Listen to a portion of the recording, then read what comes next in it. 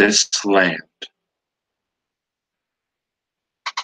this country,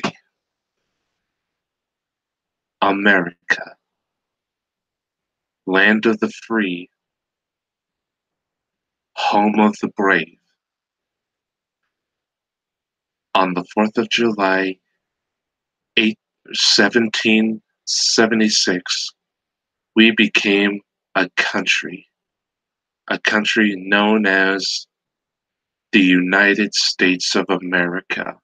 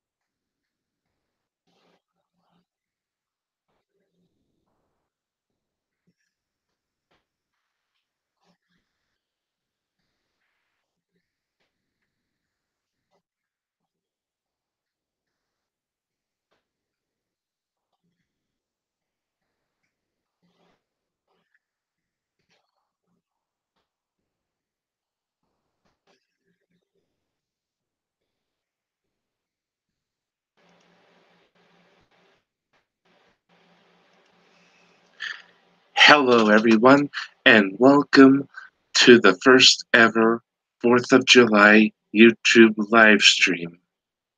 I am your host, Michael, aka Trainman3985, and today is July 4th, 2008, and it is the 4th of July, Independence Day. Today, on this glorious day, we're going to be taking a train ride.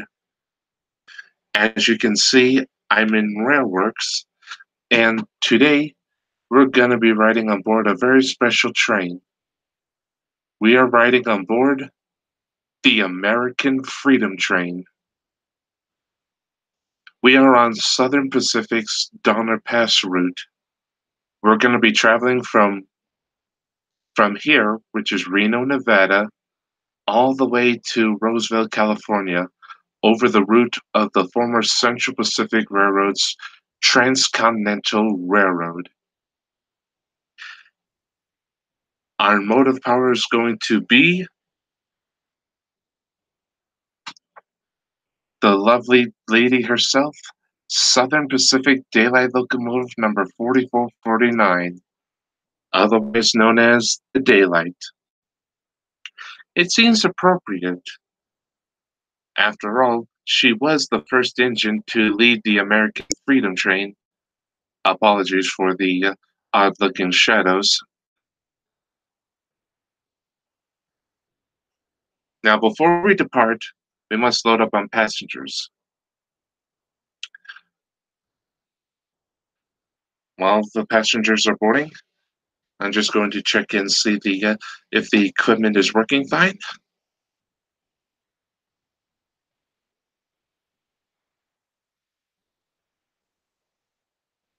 Okay. Independence doing good.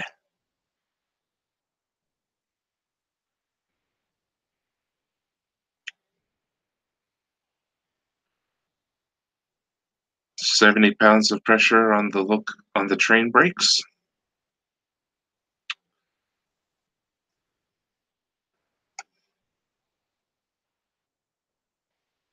Johnson bar appears to be backing up okay. A little sensitive, but oh well.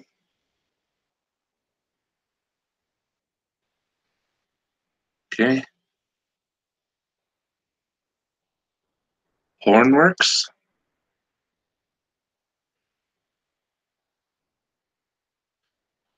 Don't know if that's the blower or the sander. Anywho, I must check and see if we're all good.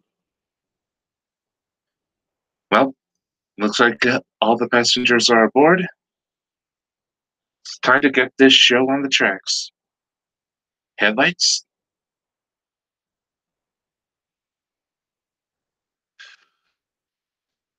All right. If you're ready, I'm ready. Let's go for a train ride.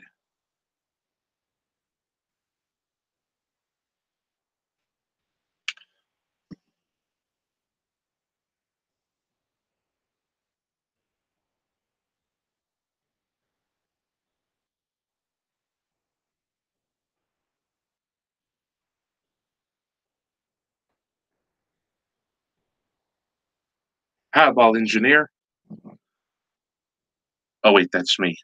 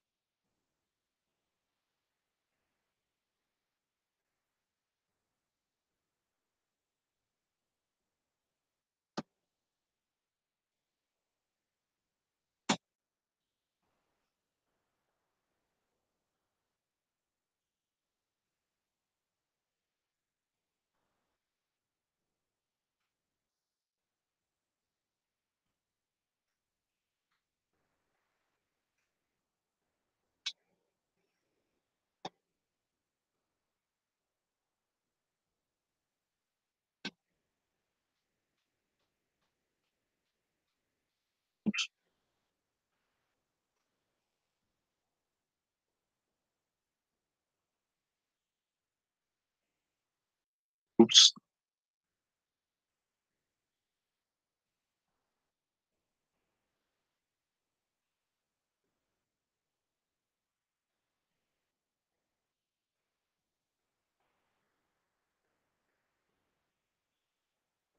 Let's give the horn a chance to shine.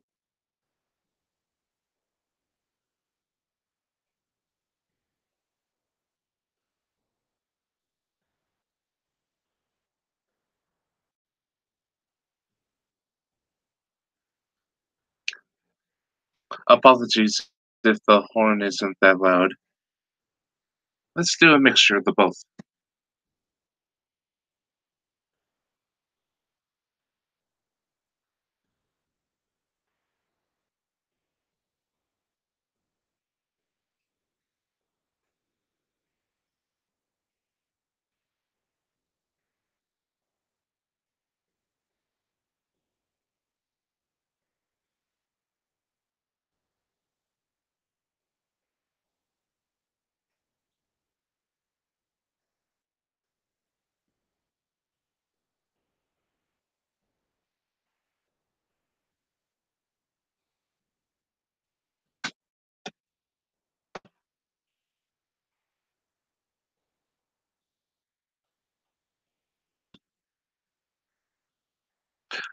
All aboard the American Freedom Train.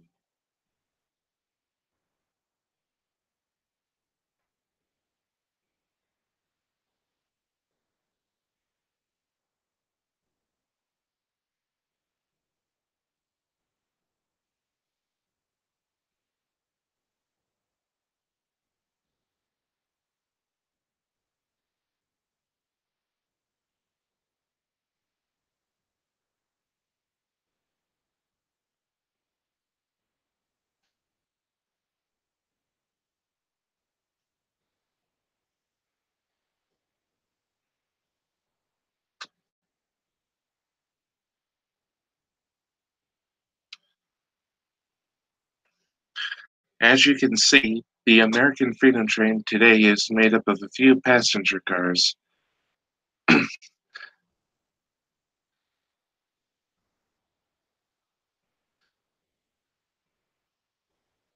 Sorry about that. My mind went blank there for a little bit.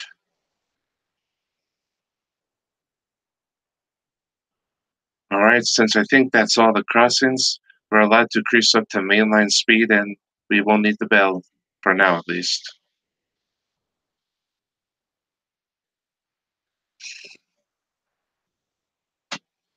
So, while the train is gently picking up speed, I suppose we can talk. I hope everyone's happy today, and I hope you're having a great day. To everyone who's watching this, happy 4th of July. Let me check and see the. Let me check and see how it's going.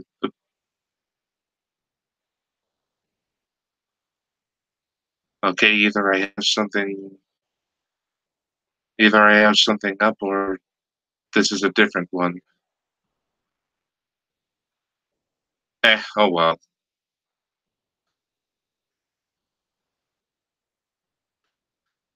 So, how is everybody doing today?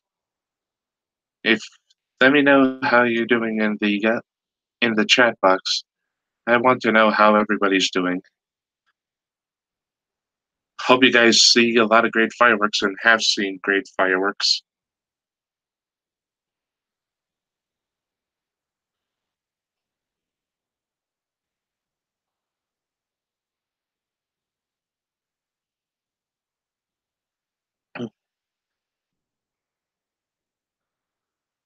I hope you all are enjoying the view, because I sure I am.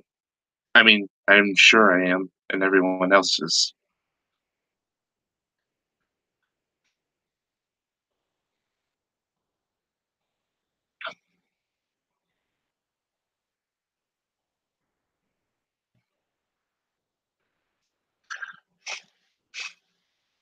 Sorry if I'm not being too talkative. It's just my inner engineer. I'm just making sure the train travels at a safe speed and making sure to follow the limits, if you know what I mean.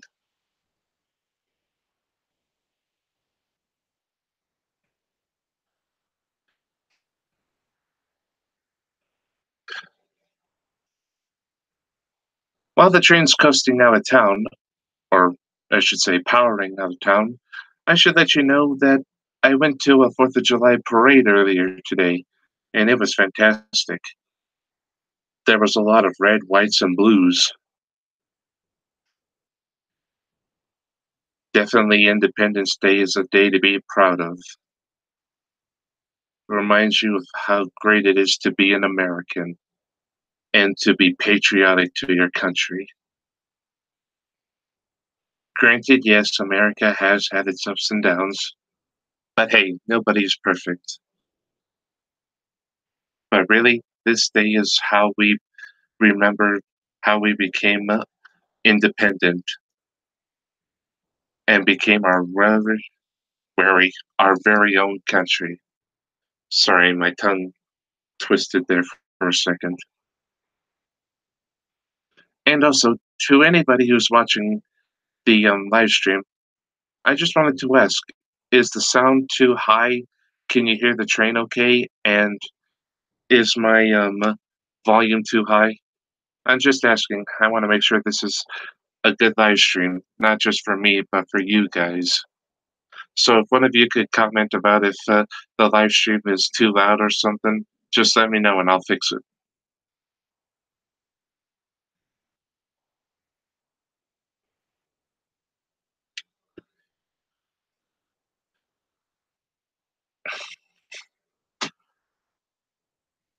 Just look at Southern Pacific 4449 painted in her American Freedom Train colors.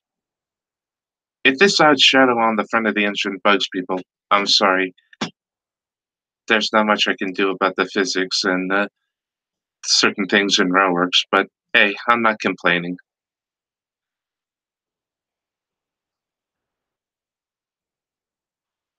Believe it or not, this if this ever actually happened in real life, this would be the third time 4449 actually painted her or wore her American Freedom Train paint. Just in case you guys are wondering, here's a little bit of backstory to the 4449 as the American Freedom Train. Do you guys, particularly rail fans, remember an engineer, a rail fan, known by many as the greatest rail fan in America?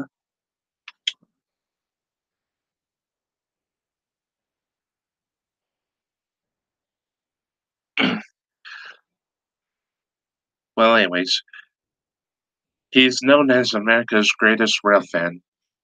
His name, Ross E. Rowland Jr. Now, right off the bat, when people hear the name Ross Rowland, they automatically think of Nickel Plate 759, Reading 2101, and Chesapeake and Ohio 614. Well, it was thanks to Ross Rowland that we have the American Freedom Train to celebrate our nation's 200th birthday. You see, in July of, or no, not July, how do I word this better?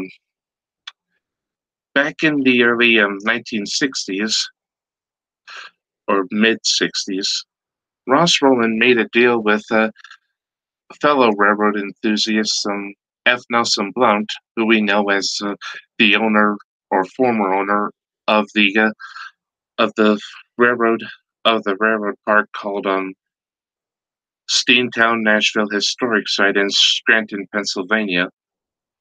Well, at the time, it used to be in Bellows Falls, Vermont.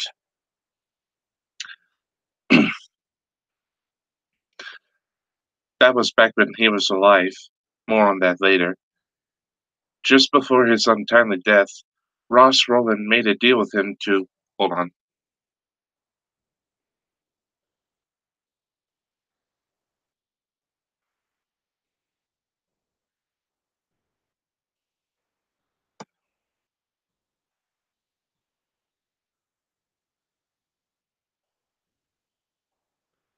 That was probably a little too early on my part, but oh well. Either way, Ross Rowland made a deal with F. Nelson Blount to lease one of his engines for mainline excursions. The engine he chose was Nickel Plate Road 759, who you may remember is the sister engine to the most popular operating Berkshire in the world, Nickel Plate Road 765.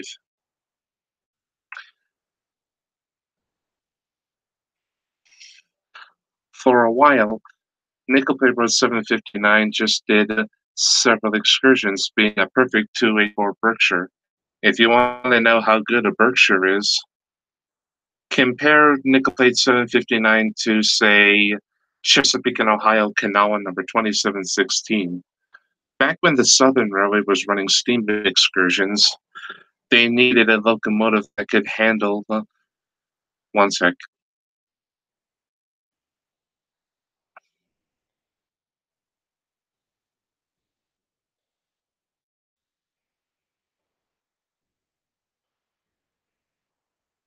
Maybe that second toot before the short was a little too long, but oh well. Either way, when the Southern Railway was running steam programs, they needed a locomotive that could handle heavy trains and do it at mainline speed. There are two locomotives at the time.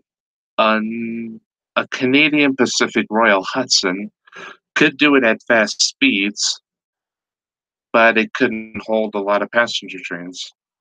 And the second engine that they leased, fellow American Freedom Train locomotive Texas and Pacific 610, could haul heavy trains, but it could only do it at such a speed. Chesapeake and Ohio Kanawha number 2716, which was then cosmetically altered into what would have a Southern Railway Berkshire would have looked like had the Southern acquired anything new, could potentially, no, not potentially, could do both of those in one locomotive. So that gives you an idea of how great the nickel plate road Berkshires were. It was always hinted that Lima built the best steam locomotives. Well, well follow follow that to about 1960 or yeah 1969. It was the anniversary of the driving of the Golden Spike. You see, before the railroads came about, it took the latter part of 3 weeks a month or a month and a half, if you're that slow, to reach one part of the country to the other.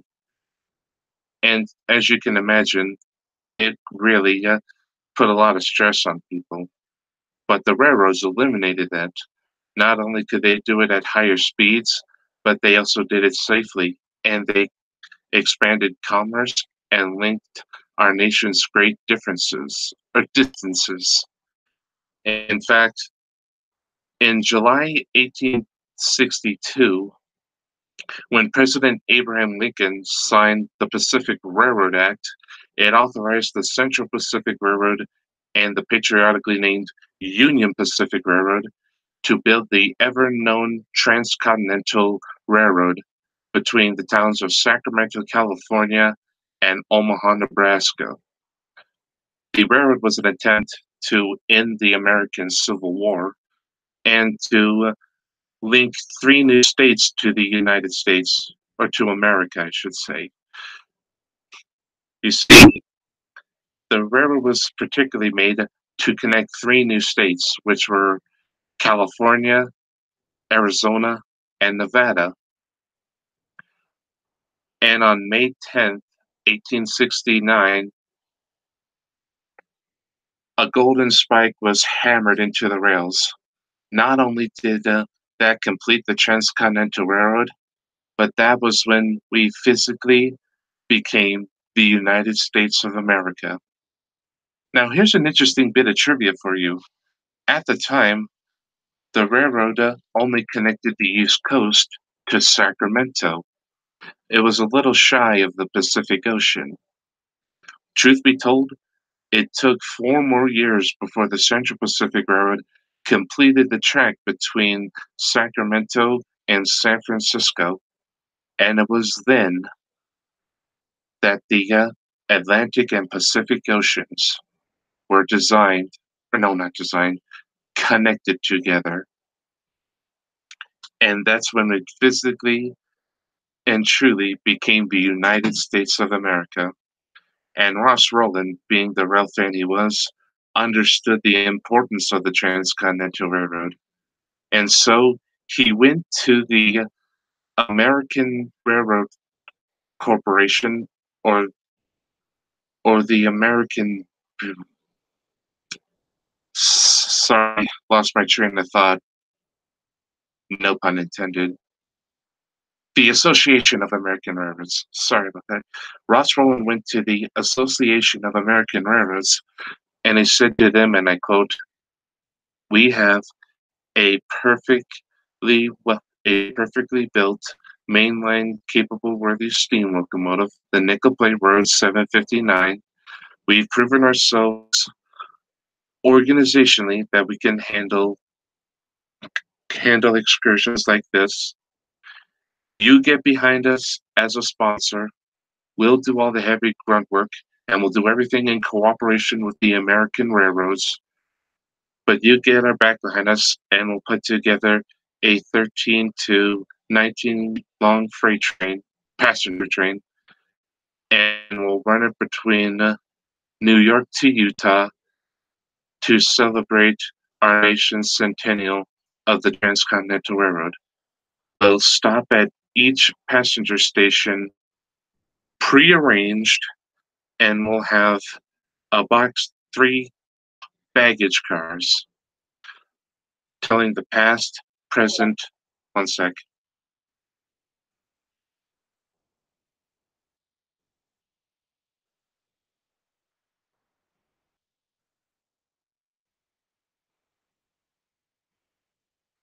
Okay, that was a little better. A little better.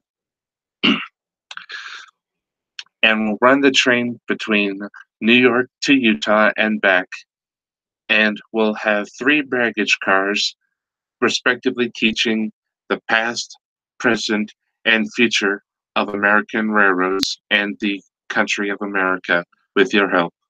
And they said, good, let's do that. And so they did. And thus was born the Golden Spike Limited. Pardon me.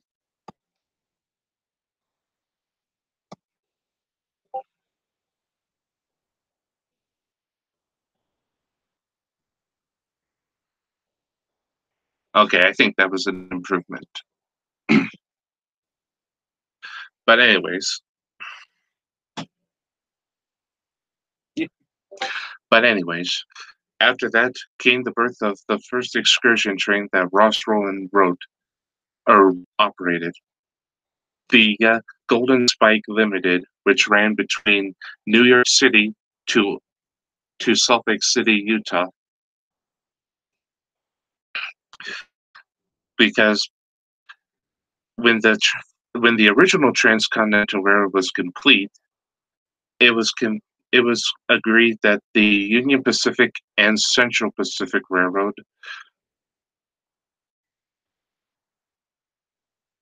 Oh, hi, Seth. How's it going?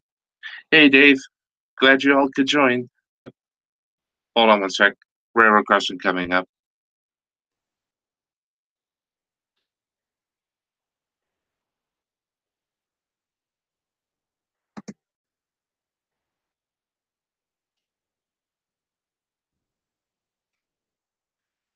Okay, I think that was a better mix of the two whistles. Now, where was I? Oh, yes, because it was agreed that the Central Pacific Railroad and Union Pacific Railroads would meet somewhere in Utah, and as we all know, they chose Promontory Point, Utah. And so it was appropriate that the Golden Spike Limited would run all the way to Utah. And during its few station stops, Ross Rowland was actually approached by one of his old co-workers, or one of the men he was hired to work for. And you know who that was? Oh, sorry, Karen. It's good to see you too. It really is. But anyways, you know who the other? Yeah. Sorry, my brain got scrambled. Do you know who Ross Rowland used to work with? Movie actor John Wayne. You know how John Wayne was so patriotic about his country and about America? Well, it was said that when Ross Rowland was driving the Golden Spike Limited, John Wayne actually paid a visit, and he was very impressed by the by the Golden Spike Limited. And he actually said to Ross, you know, our nation's 200th birthday is coming around at this point, in 1975. And Ross was, yeah. And then John said, what if there was a train like this made to celebrate America's 200th birthday? And then Ross Rowland said, I'll get to work on it. So, as they say, with the Duke's support behind the project, hold on one sec, railroad crossing coming up.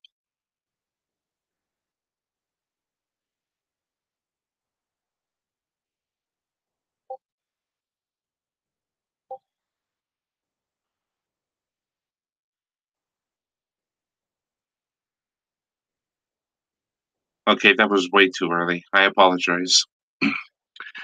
But anyways, as they say, with the Duke's full support with Ross Rowland, he said he would get to work on it. And then he came up with the idea for the American Freedom Train. It was after the Golden Spike Limited that Ross Rowland still used nickel plate road 759. It even went After the Golden Spike Limited, Nickel Plate 759 was repainted into its original Nickel Plate Road livery, and it was used on several excursions. One of which was from one of which was from one of which was from Hoboken, New Jersey, to Scranton, Pennsylvania, which would be the future home of the national of the Steamtown National Historic Site. The story behind that is that when F. Nelson Blum tragically died in a unforeseeable plane wreck, his his collection of steam engines and his park, the Steamtown National Historic Site, went under ownership of, I think, the National Park Service. And after sorting out a few engines and deciding some ideas, they eventually moved to Scranton, Pennsylvania. There were two other locations, but they slipped my mind. And it just so happens the trip from Hoboken to Scranton was actually when Ross Rowland leased the 759 on a short-term basis to promote the American Freedom Train. In fact, Ross Rowland actually at the time chose Nickel Plate Road 759 to lead the American Freedom Train. But unfortunately, it never came to, because unfortunately, while the Nickel Plate Road 759 was running, they agreed to store it at a roundhouse on the Delaware and Hudson Railroad during the winter months. The problem was the Delaware and Hudson did not run the engine. They did not drain the locomotive's boiler properly, and so there was some water left in the boiler. And you know what happens when water meets cold weather? It freezes, and it causes literal damage to the inside of the boiler tubes. And so because of that, Nickel Plate Road 759 had to be returned to Steamtown. So because of that, Ross Rowland had to decide on a few locomotives to see which one would be great to pull the American Freedom Train. One potential candidate at the time was Norfolk and Western 611. Yep, you got that right. Nickel Plate Road, or no, sorry, losing my train of thought. Yes, pun intended. Yes, one of Ross Rowland's potential candidates to pull the American Freedom Train was the Queen of Steam herself, Norfolk and Western 611. The only problem was, well, I wouldn't call it a problem.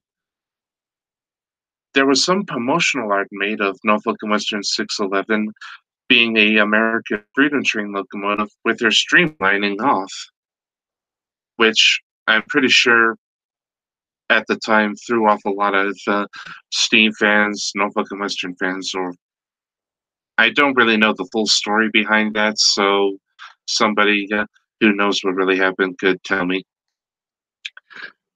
And so Ross Rowland tried to think of a few other locomotives. And so after considering a number of locomotives, Ross Rowland chose this locomotive, Southern Pacific GS4 484 Northern, number 4449.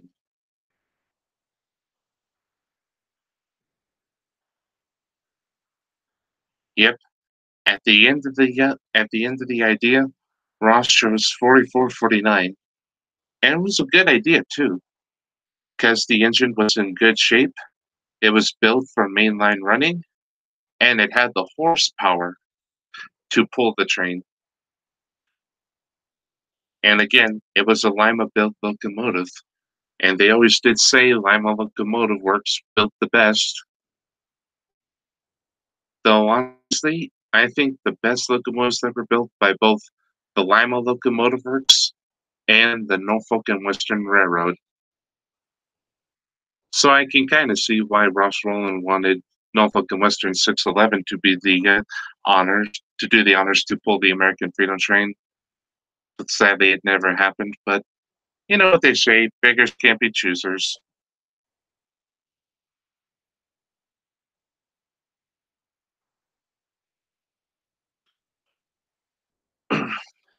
So while the 4449 was being overhauled at Burlington Northern's Brooklyn Roundhouse in Portland, Oregon, several passenger cars from the New York Central and other railroads were sent to military bases in New York City, New York State, and California to be converted into display cars.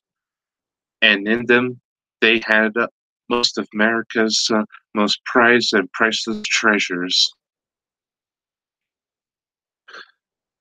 including George Washington's copy of the Constitution, the first ever telephone by, I think it was George Graham Bell Jr. I apologize if I get any names wrong, I don't mean to, but if I did, I'm sorry.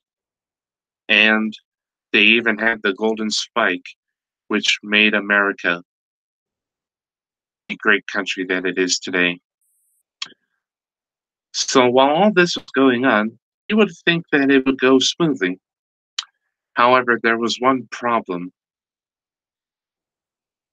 and it was the engine herself. The only problem was that the Southern Pacific Daylight engine was a little too tall to go past Chicago because of height requirements and the different heights between western and eastern part of the United States. So Ross had two options. Either he would have the train pulled by diesels or seek another locomotive that could pull the train for the eastern portion of the American Freedom Train route.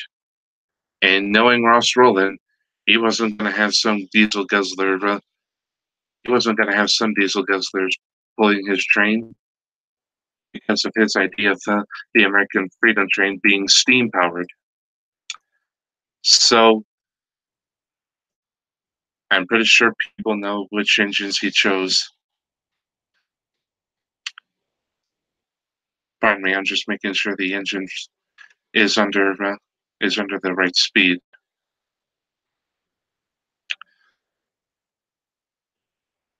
Ross Rowland found the blessing in disguise at a Maryland scrapyard where two Reading T1484 Northerns were being stored. Numbers 2100, the prototype, and one that we all know, Reading 2101.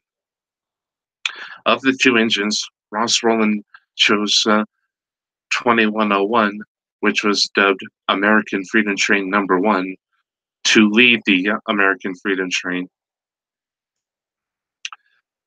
The restoration work of 2101, which by then was numbered as American Freedom Train Number 1, was chosen to be the locomotive, while her sister engine, 2100, would become a donor engine, providing spare parts for her sister.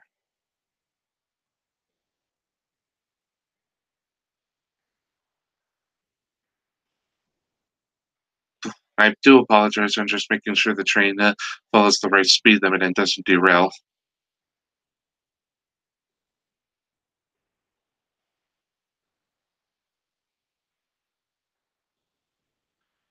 Okay, I think it's at a stable speed. And ironically, the restoration work of 2101 took a remarkable 30 days to complete. And so the engine, which was now dubbed American Freedom Train Number 1, took the American Freedom Train in 1975, the bicentennial year of our country. And while this was going on, the restoration work of 4449 was completed, and the engine went on an Amtrak, I think it was an Amtrak passenger excursion to meet the train. I think it was either at Chicago or Florida. And then the 4449 began its tour of the American Freedom Train. Both steam engines were put under grueling schedules, but a good, reliable engine will always persevere and continue running because it was designed that way.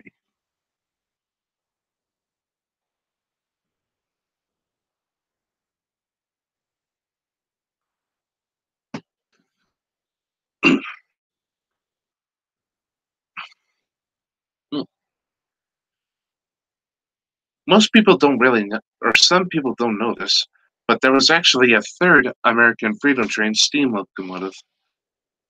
And like I said before, it was Locomotive 610, which was also actually, hold on.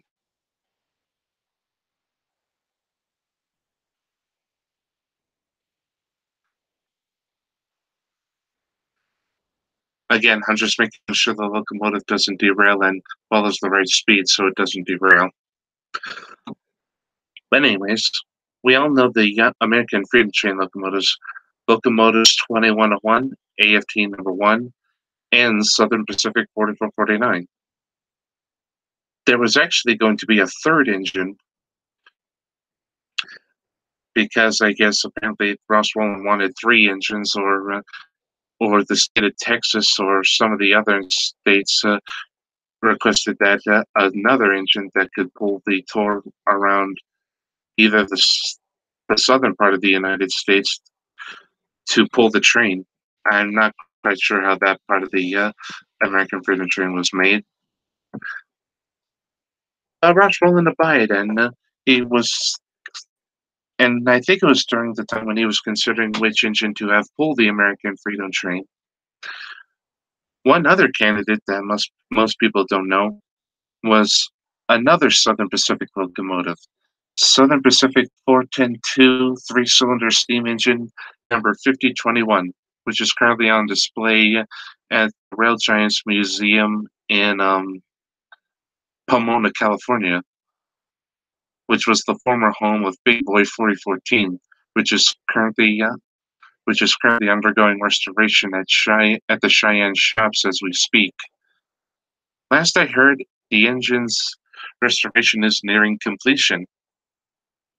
The locomotive is in the current process of being reassembled. Now, again, that's just news, so don't quote me on that. But anyways, they actually fired up Southern Pacific 5021, and its test results were, how shall we say, decent. They tried testing it again, but at the time, I think the engine was in a fenced area, and they had to lift it out with a big crane. But then all of a sudden, it slipped out of the hook cranes and got stuck. Or no, not got stuck. It dropped and created a nasty bent in the frame or a severe crack in the frame.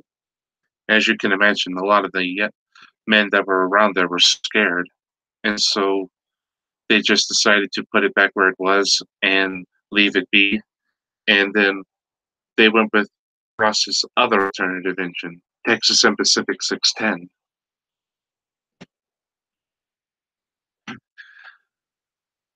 And supposedly, after the American Freedom Train tour, the Southern Railway were so impressed with the 610's power that they actually leased the engine so they could run it on some of their excursions. If my friend Zephyr 4501 is in the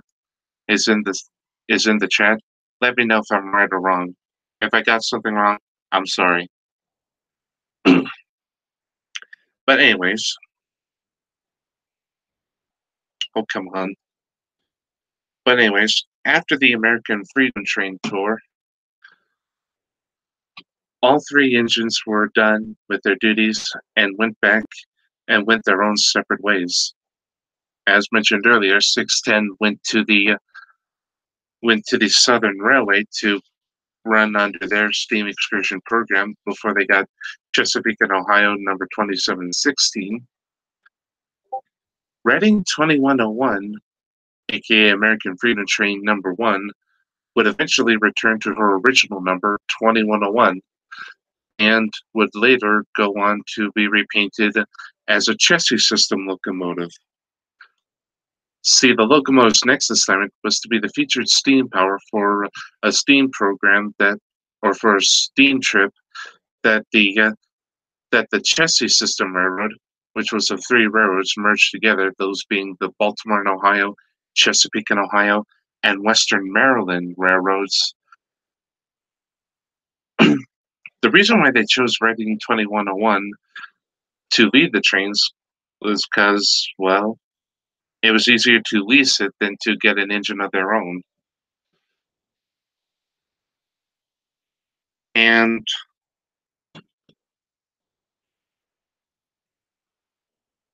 hold on, something's up.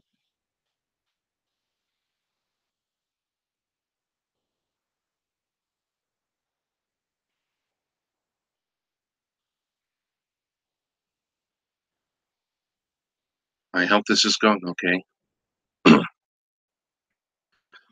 But anyways, Reading 2101 would later go on to be the chassis steam star for the chassis steam special, which was a train similar to the American Freedom Train, but to celebrate the 150th birthday of our nation's very first railroad, the Baltimore and Ohio Railroad. For 2 years, Chassis 2101 would would run trains over the chassis system in her beautiful chassis gown. But sadly, as we all know, her operating career came to an end in 1979 when she was badly burned in the infamous Roundhouse Fire in Russell, Kentucky.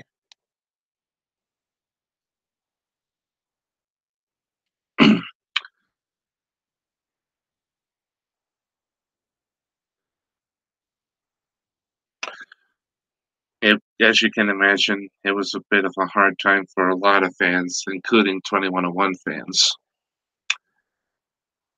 Now, initially, they did an examination on the engine and found out that the engine wasn't really severely damaged. In fact, most of the damage to the 2101, it was mainly cosmetic. The only real parts that were severely damaged were the locomotive's coal area where the coal is carried in, that warped the tender a little bit, and the cab. Other than that, the engine was cosmetically wise okay. Now, the chassis system wasn't legally responsible for the fire, but they did offer Ross Rowland a few options to get another engine. Well, the idea was at the time maybe they could restore it or repair it, or or as they went with the time, choose another locomotive to pull the American Freedom or to pull the rest of the chassis trains.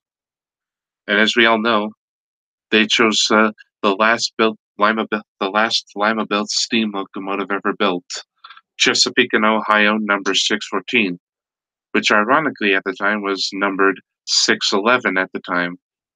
You see, before steam ended on the Chesapeake and Ohio Railroad, a freight increase caused the railroad to borrow some 484s from another railroad, which I think was called the Pittsburgh Lackawanna.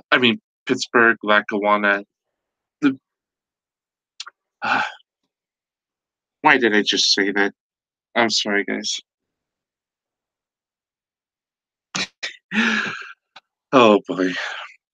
Anyways, I believe the railroad was called the Pittsburgh, Marysville, and Lackawanna Railroad. Don't quote me on that because I don't. I think it's obvious I don't have that name right. But anyways, they had a few fleet of 484s that the Chesapeake and Ohio leased, and one of the 484s was numbered 614. So to avoid any confusion, C&O's Chesapeake and Ohio 614 was renumbered 611, and it still carried that name when it was preserved at the Baltimore and Ohio Railroad Museum.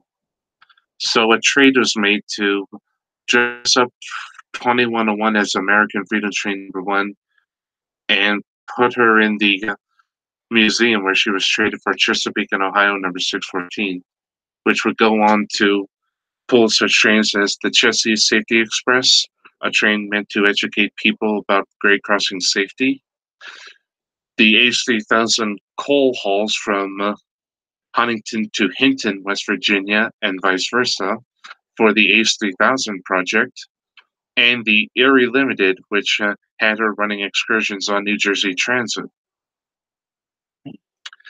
As for 4449, when the tour ended in Florida, she made a Amtrak excursion, transcontinental one-way excursion from Miami, Florida to Los Angeles, California, and then made a run back to her home in Portland. It wouldn't be until 1981 when 4449 would debut back in her daylight colors when she would appear at Railfair 81 in Sacramento. Then a few years later, the locomotive would be sent to New Orleans for a music festival, I believe, and would be later used in the filming of a Walt Disney movie entitled Tough Guys in Southern California. And a few times, 4449 traveled to New Orleans and to Washington State.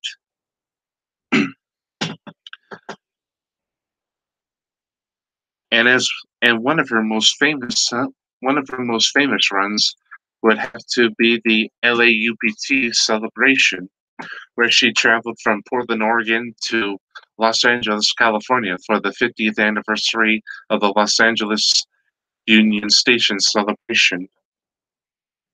What made that more special was that the Southern Pacific 4449 ran alongside famous Union Pacific steam locomotive number 844, numbered then as 8444 due to avoiding confusion with the diesel that also had the number 844.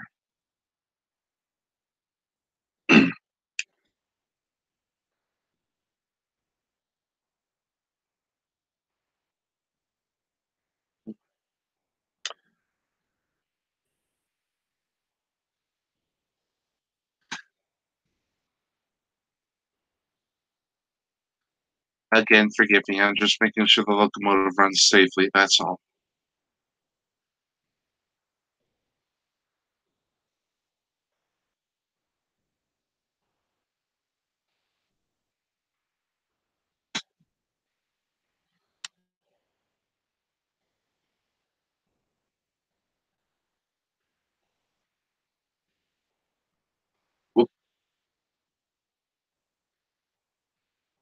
And compared to an expert that actually runs the 4449, I'm probably a baboon or something.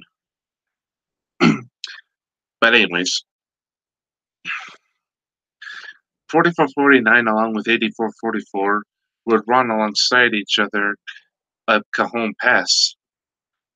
And it was during that time that 4449 suffered a hot axle bearing, which ended the dual running. But after the bearing was cooled, the 4449 would make her way from Los Angeles, California to Fresno, California to power a special excursion called the Spirit of the West, which I think ran from Fresno, California to Bakersfield, California. And ironically, or no, I shouldn't say that. It would be a few years later before 4449 would wear her American Freedom Train paint again.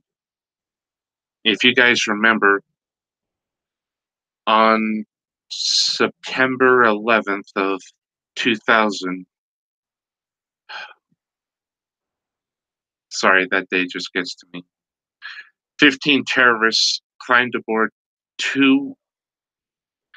four airplanes and hijacked them, two of which crashed into the north and south buildings of the American Trade Twin Towers. One crashed into the National Security Agency building, and I think one was about to crash into a military base in Pittsburgh or in Pennsylvania.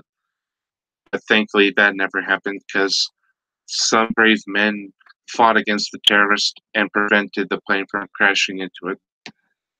God rest their souls. I believe on that day, counting the 15 terrorists, 6,000 people died that day, and over 19,000 were injured.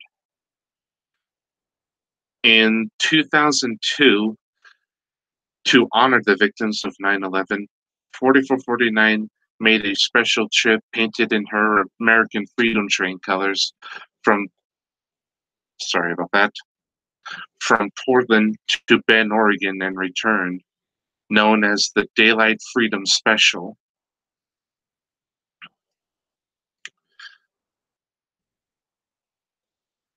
The red, white, and blue of the American Freedom Train would also be a nice reminder to her days back in 1975 when she hauled the American Freedom Train to celebrate our nation's 200th birthday in grand fashion.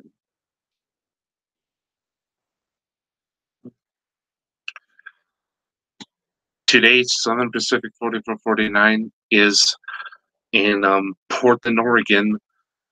It was originally going to stay at the Brooklyn Roundhouse, but as we all know, with time, railroads grow, and the Brooklyn Roundhouse was going to be dozed down so they could expand the yard. But fortunately, they did. The organization that runs 4449 today recently did a fan crowd thing to build a locomotive repair facility by the OMSI Museum. I think it's called the Oregon Science and History Museum, OMSI for short. If I get any of these names wrong, again, I apologize. I'm very sorry. Hmm.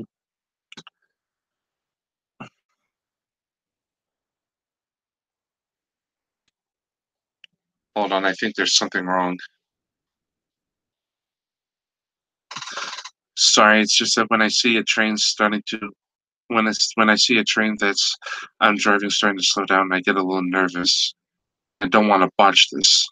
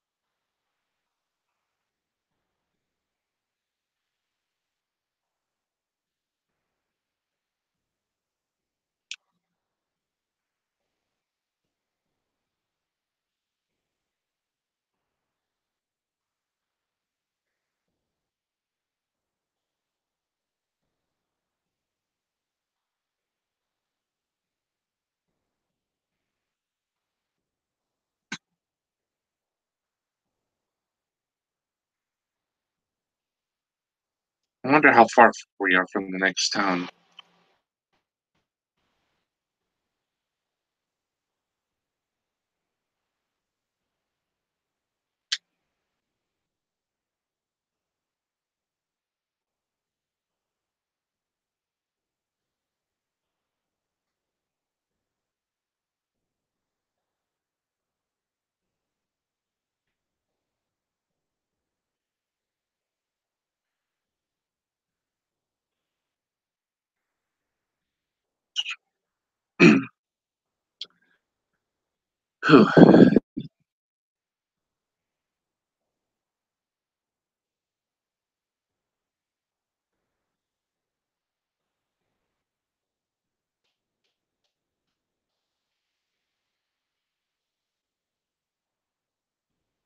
on 1 second, just checking the map.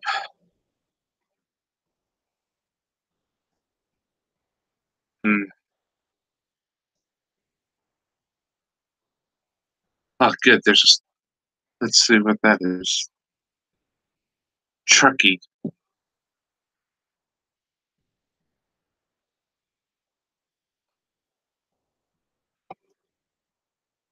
Oh wait, it could be just the engine is going over a grade.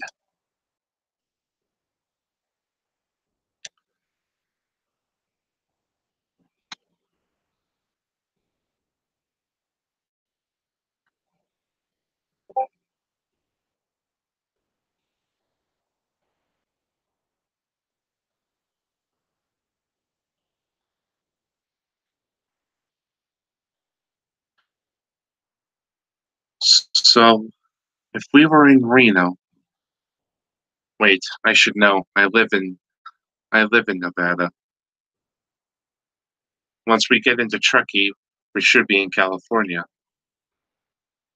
Or no, wait, we probably crossed the border into California a long time ago. Oh shoot.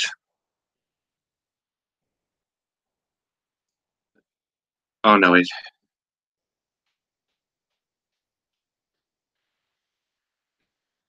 Nah, I don't want to risk the train stalling.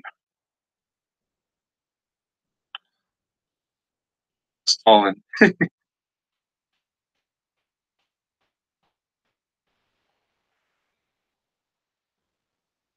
Sorry, I'm just getting out for a town. I'm thinking it's time I give the engine a rest. And fortunately, there it is. Oh, what's what has loaded so far?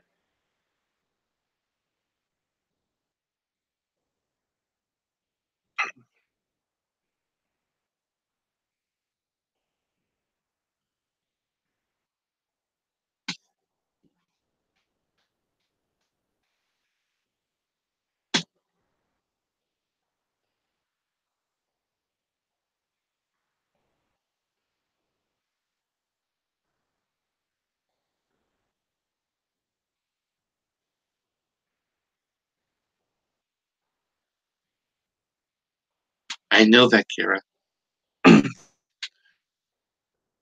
but I don't want my relocation to be revealed. Indeed, it was.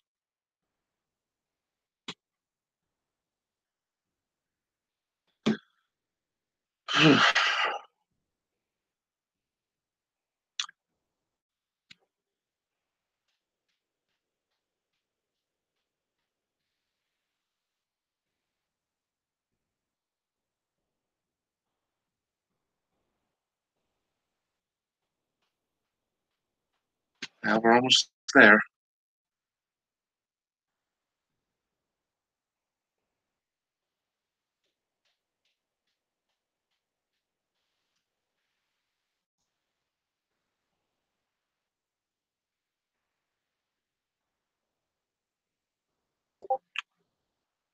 GM, General Motors Division, EMD.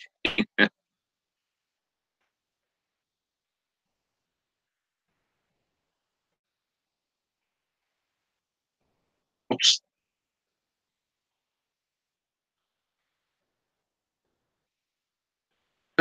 Let's let some air in here.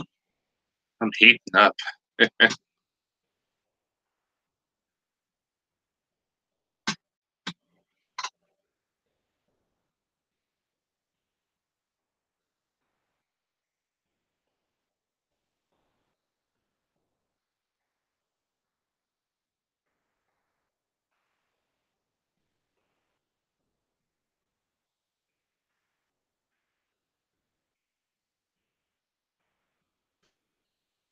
Better check the fuel gauge.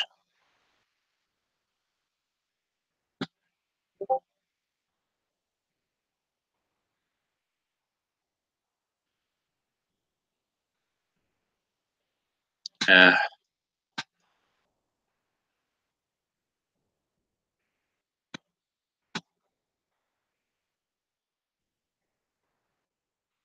Come on, Madison, you can do it. Oh, sorry, I was just talking to the engine. And in case you guys are wondering, Madison is the name of a Madison is the basically Madison is what I named 4449. She's an OC I made a while back.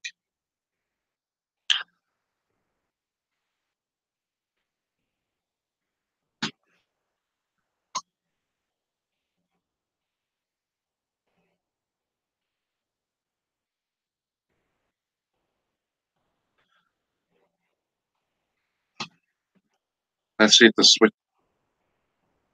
Wonder if the switches still work. Figures. Anyways, just probably that would probably be too dangerous going over them at such a fast pace.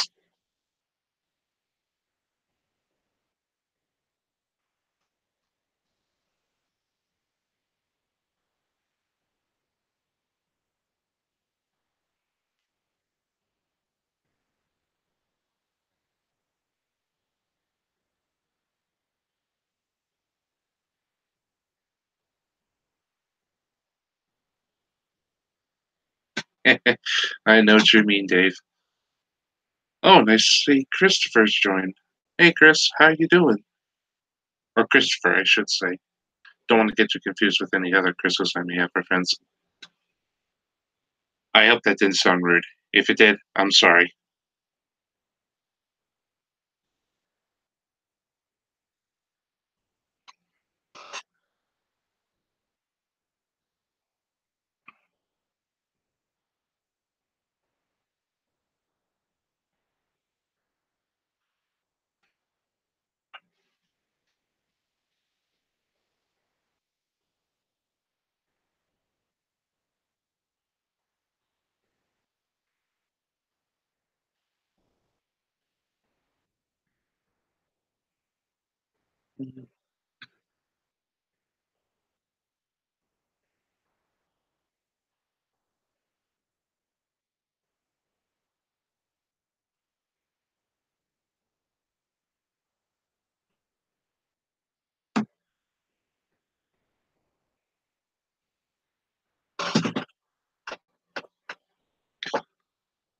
Oh, I think you're supposed to have bells on when you're entering yards.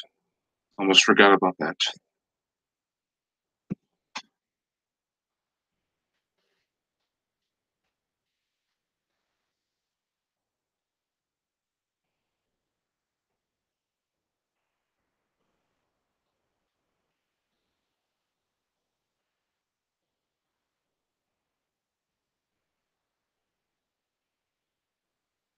Well, here we are, ladies and gentlemen. Welcome to the town of Truckee, California.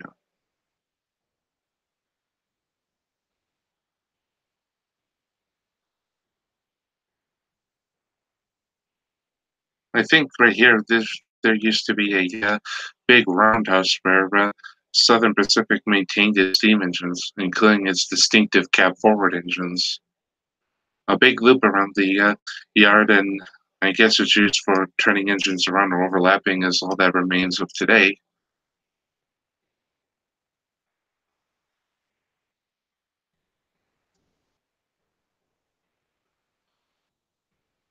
Oh, look, there's a tractor trailer. I wonder if Dave is driving that. Wait a minute, this is Train Simulator, not Euro Truck Simulator.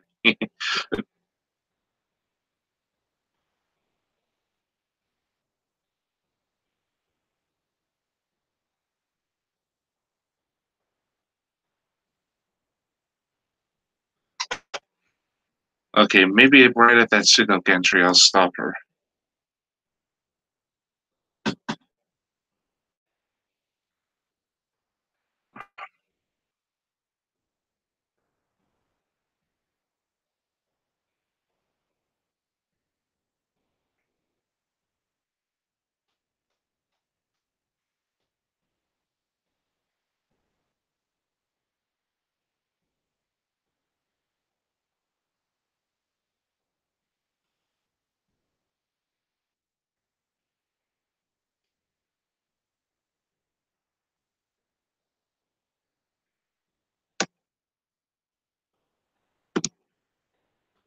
All right.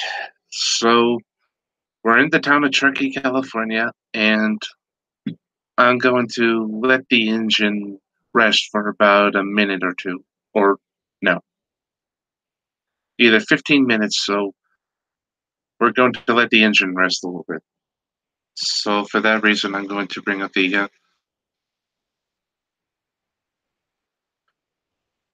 control panel just so I can un- just just so I can keep a close eye on it. I don't want the train stalling in any way, shape, or form.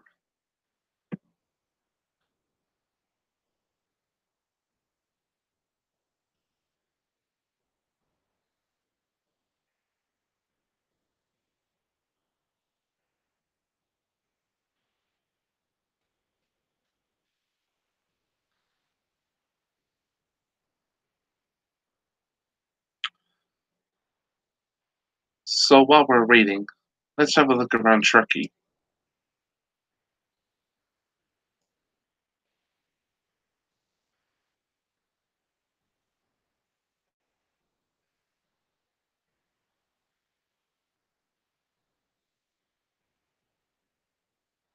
Oh wait, I remember this place.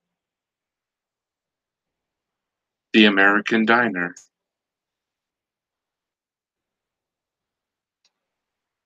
If you guys remember a certain short done by Rishi Gershir and Trevor Palavier, I think you guys get the reference.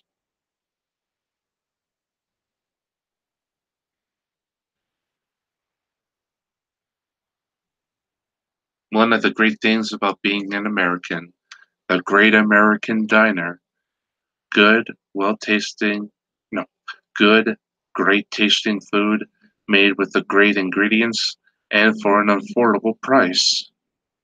The American way.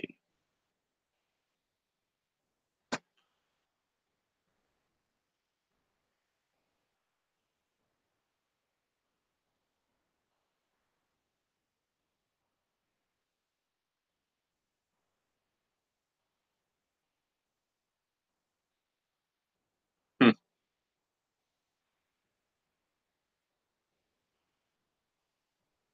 Sheesh, it costs that much just for gas?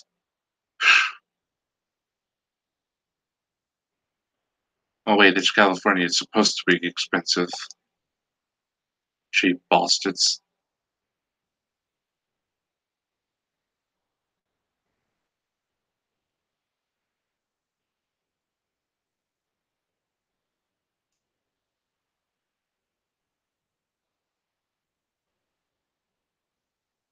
Better make sure I shut those brakes right. Send it to 50%.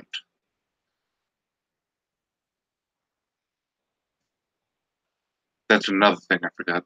Always put the Johnson bar, not to be confused with the Mans Johnson, ladies. Anyways, I should have put the Johnson bar back into the neutral position so that way the engine's in neutral.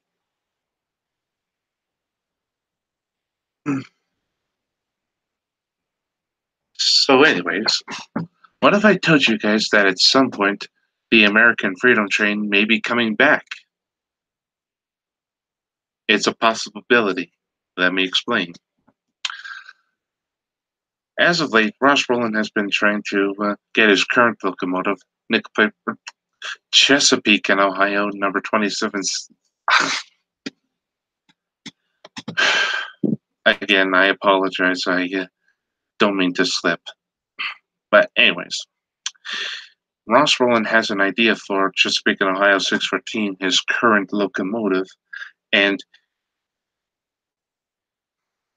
and what's it?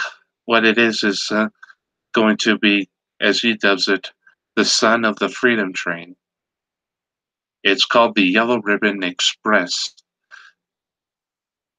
It's going to be a train just like the American Freedom Train, but it'll be touring around the United States, honoring our nation's men and women and all of our veterans who served during all the wars from past to present, and many more to come depending on what the future brings. And as a nod to the American Freedom Train, he's going to have three engines operating it. He invited Southern Pacific 4449, which is ironically the engine we're driving today and riding with. And they also provided Nickel Plate Road 765 to pull the train as well, as a nod to the American Freedom Train when her sister, Nickel Plate Road 759, was going to pull it, and when it pulled the Golden Spike Limited.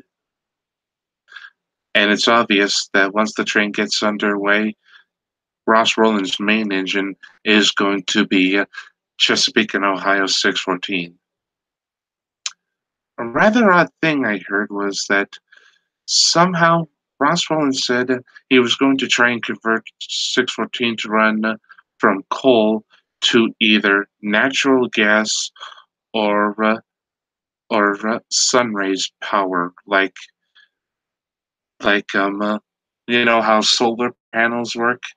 I heard that he's going to try and get 614 to run on natural sunlight power, I think is what he said. Either that or natural gas. I don't know if this is true or not, so don't quote me on that.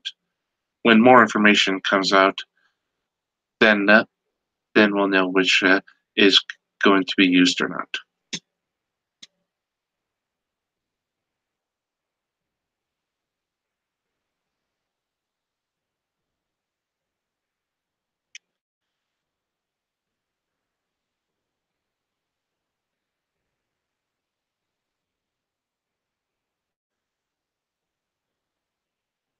Oops.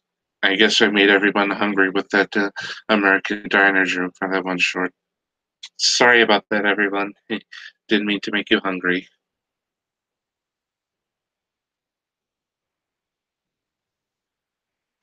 Can you dye Benjamin's mutton chops red, white, and blue? Sure, go ahead, Dave. I give you permission to.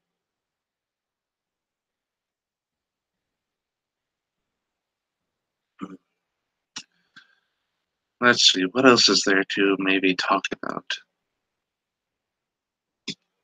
Oh, wait, that's. Oh, no, wait, that Colfax is the destination.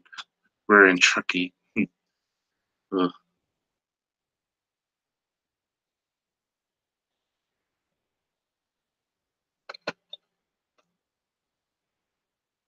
Oh, I bet I know what you guys are wondering. Whatever happened to Nickel Plate 759?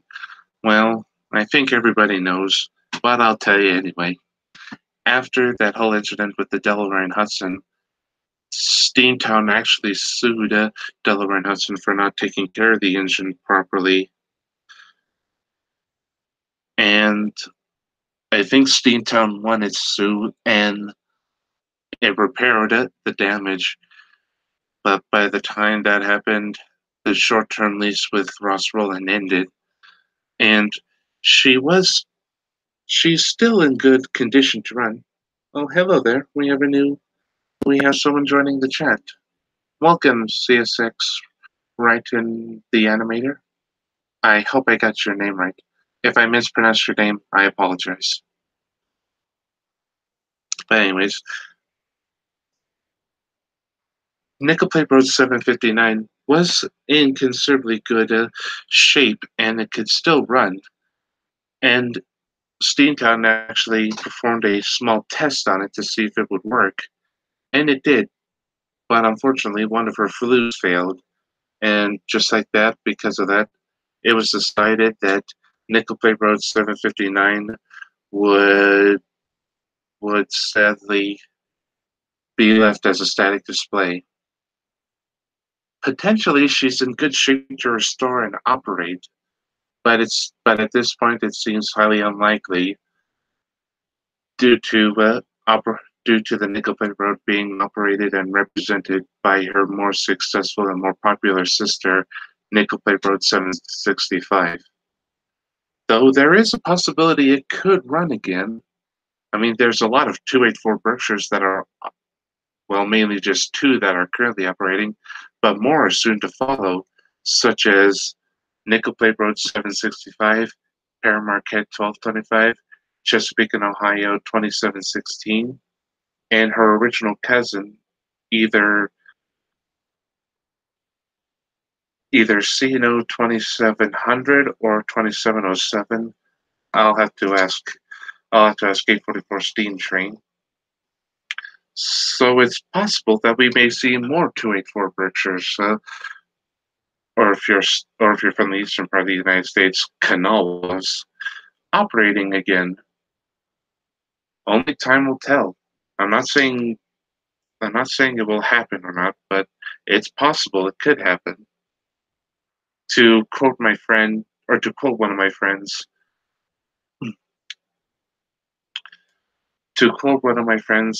we need more 284 Berkshires, man. They were great locomotives.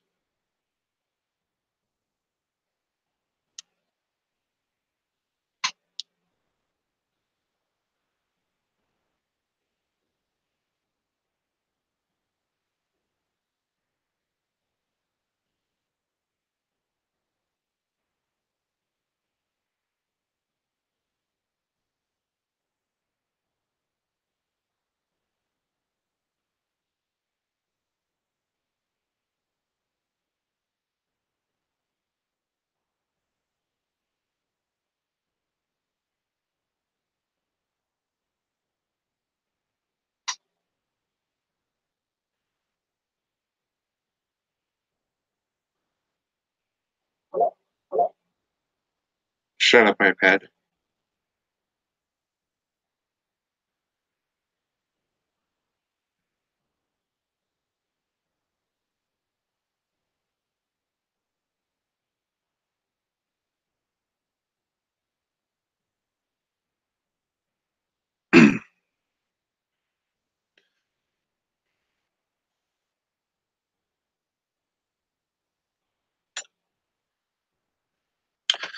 All right. Let me have a look see. 4449. Hmm. Everything seems to be in good order. We got plenty of oil. We got plenty of oil, water. Mm, I think it's safe to resume the trip.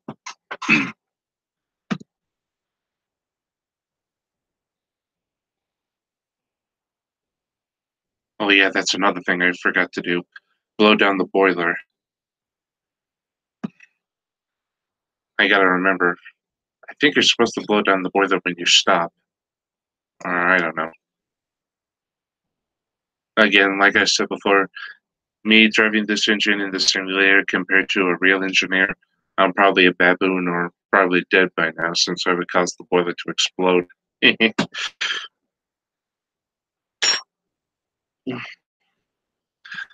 But anyways, before I start the train, I just want to ask, are you guys enjoying the trip?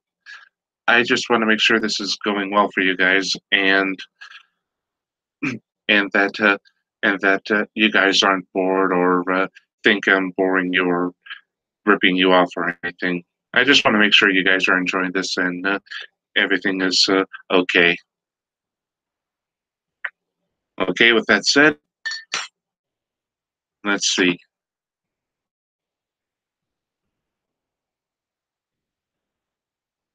Odds look good. Wheels look good. Got a full head of steam. All right. Set the throttle to say, or set the Johnson bar to 35%. That should do it. Gotta be careful. Don't want to hit that world editor button. Alrighty then. Two toots on the whistle and away we go.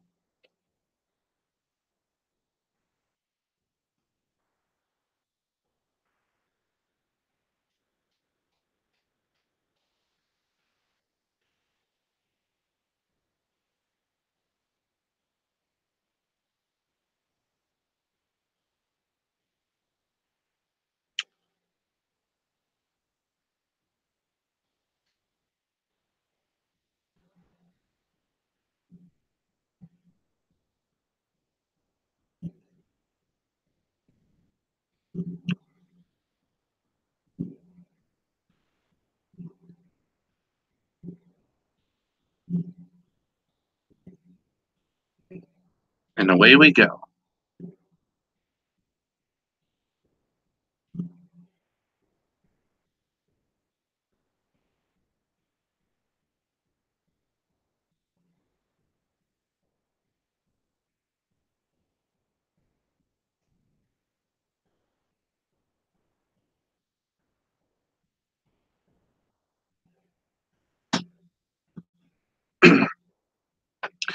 That was a trick I learned in Microsoft Train Simulator. It says keep the cylinder cogs open until after a couple turn of the wheels. That way, it flushes out any unnecessary stuff.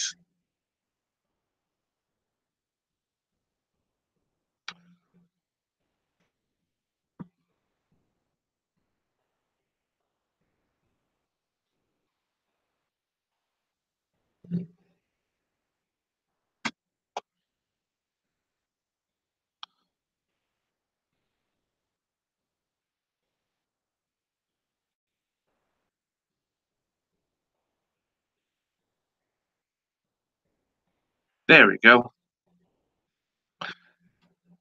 Now at that point, I feel like that whistle was much better.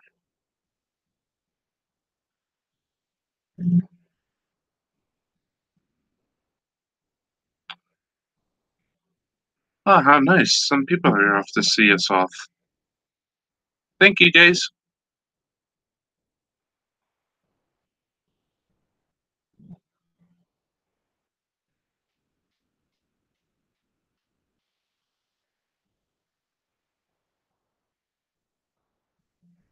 It's funny.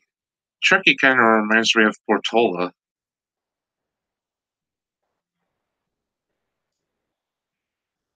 Maybe it just has something to do with being a mountain. Maybe it just has something to do with the town being in the middle of the mountain.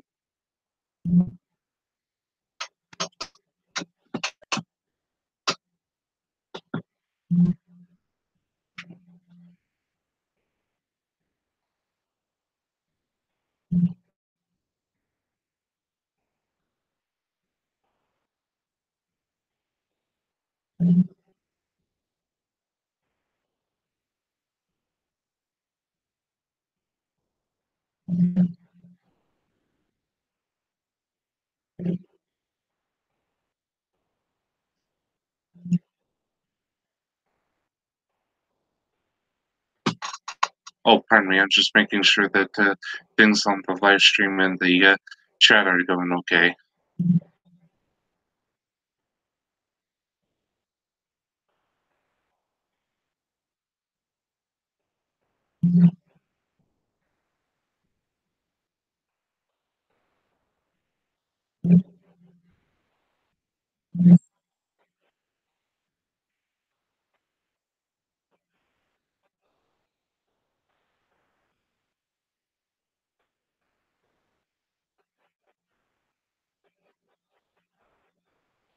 Oh, good.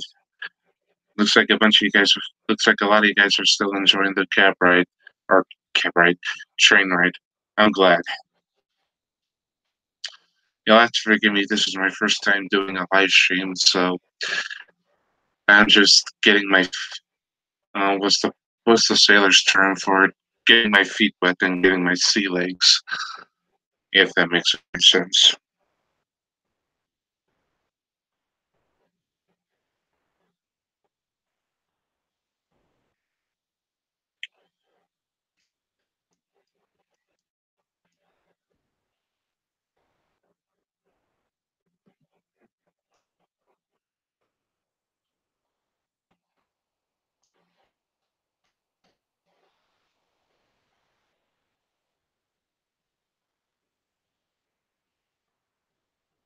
Sheesh.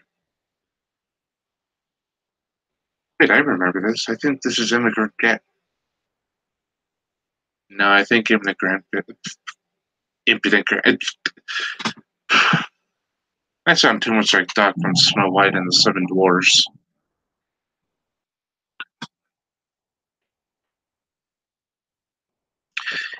Funnily enough, Union Pacific 844 and 3985 actually traveled this route back in 1999 during during Rail Fair 91 in Sacramento to celebrate lots of years of California statehood.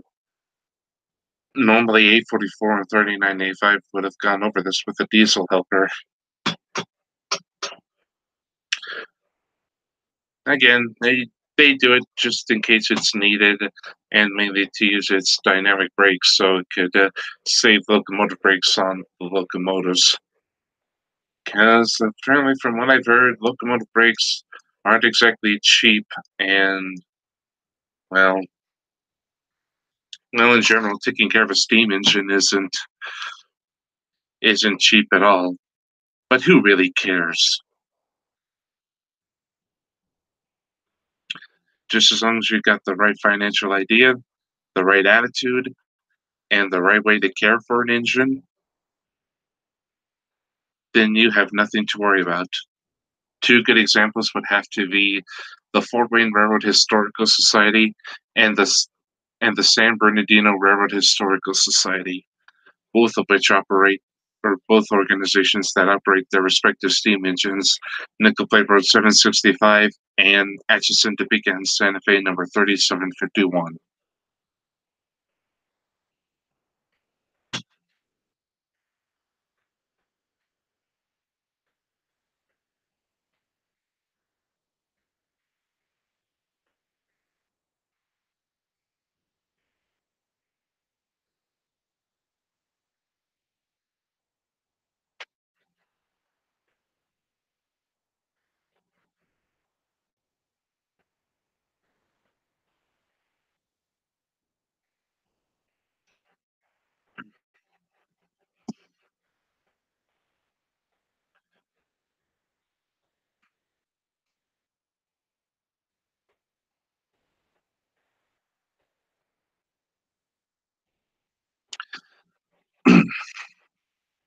And it's roughly so Southern Pacific no, that this railroad, or that the hill is known as Southern Pacific's territory.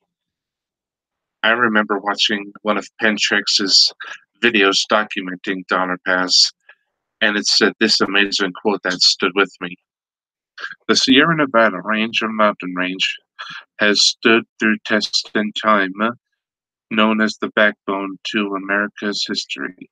As in the past, today's railroad plays a key part in the movement to keep goods running day in and day out.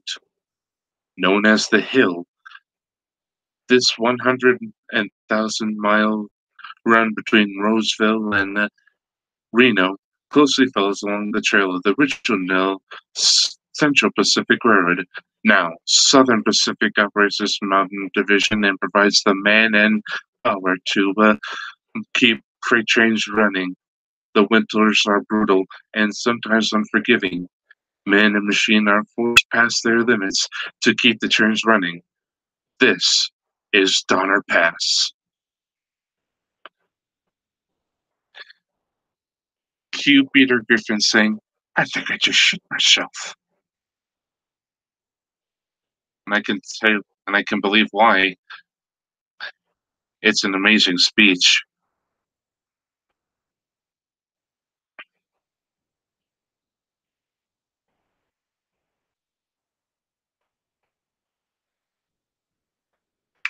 Huh? What's that? The 4449 is going faster than Cab Forward 4274 over Donner. Oh yeah, that was when Southern Pacific hosted the Farewell to Steam excursion, or no, I think that would be more appropriately called. That would be more appropriately called the last run of a cab forward over Donner Pass, which ironically was a film made by Albert C. Phelps, which is also available from Pentrex. And before anybody asks, no, I'm not being paid to say that. Again, I don't make I don't make videos on YouTube for money. I make videos on YouTube for a hobby. And doing this live stream is just a way of trying something different.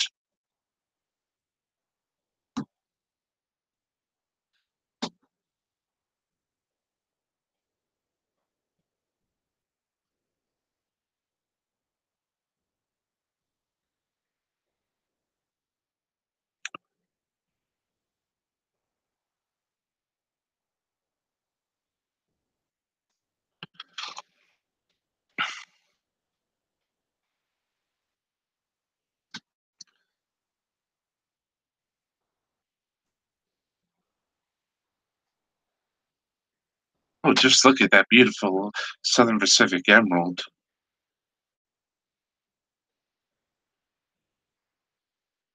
Oh,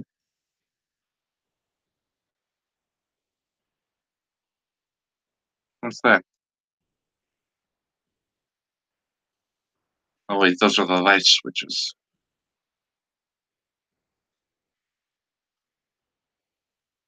Huh?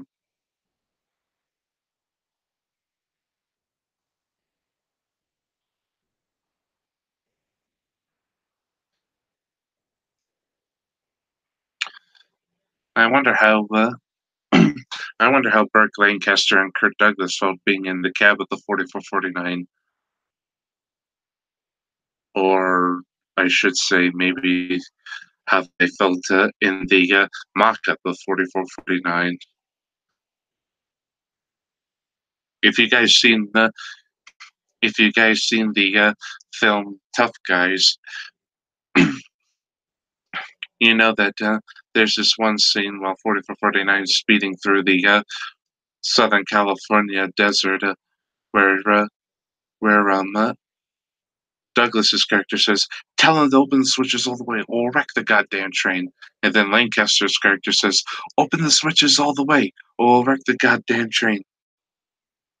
And then the guy who plays Leon B. Little's character says, "Let's wreck the goddamn train anyway."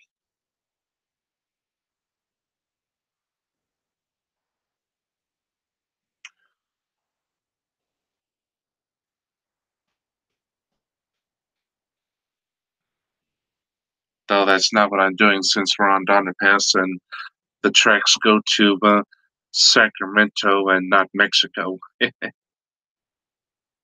Whoa, what the?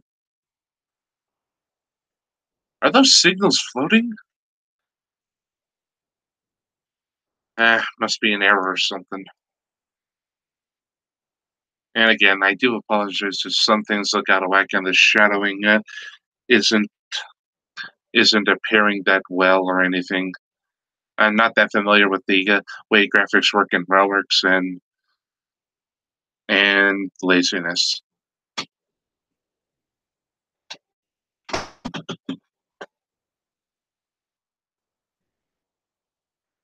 Mm.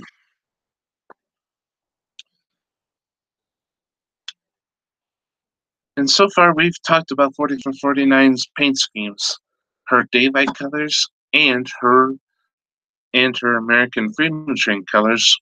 But what if I told you guys about the time that she was actually painted black?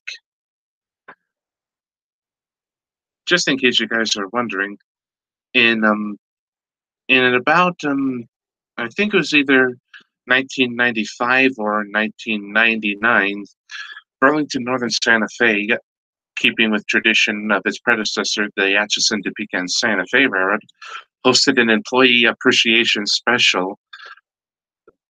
They had a locomotive that did, famously known Frisco Steam Locomotive 1522, which ran, which I think ran excursions in St. Louis and Kansas, or St. or one of the either Kansas or Oklahoma. I kind of forgot. I'm sorry. So and so they invited Southern Pacific 4449 to pull the train, and she was painted all black with the silver striping or trimming and white walls, and with the word Burlington Northern and with the BNSF logo on her tender. Then she retained that black paint scheme in 2001 when she pulled a passenger train from Portland to Yakima. Oh jeez. Oh jeez. Oh jeez. Oh jeez. Please don't kill. Please don't kill over. Please don't tell over. Please don't tell over. Please don't. Please don't tilt over. Please don't tilt over. I'm an idiot. I should be applying the brakes. Oh, jeez, put some. Oh, oh, oh, crisis averted. I am so sorry about that.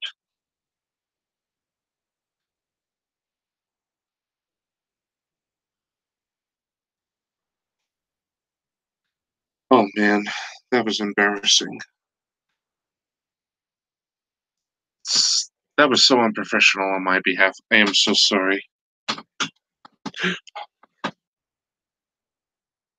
And there goes more of those floating signal gantries.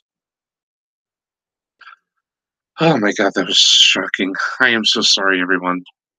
But anyways, to get back to what I was saying, 4449 retained her black paint when she pulled a passenger excursion from Portland, Oregon to Yakima, Washington, and then did another run. What the? I didn't even click anything. Yeah, it was a passenger excursion from Portland, Oregon to Kennewick and Yakima, Washington, and then a return trip to Portland. As I said before, 4449 retained her black paint scheme, but her tender was relettered Southern Pacific Lines for the trip. Her auxiliary tender, which ironically was from the Southern Pacific Cab Forward tender, still carried the BNSF logo from the previous years of the Employee Appreciation Special.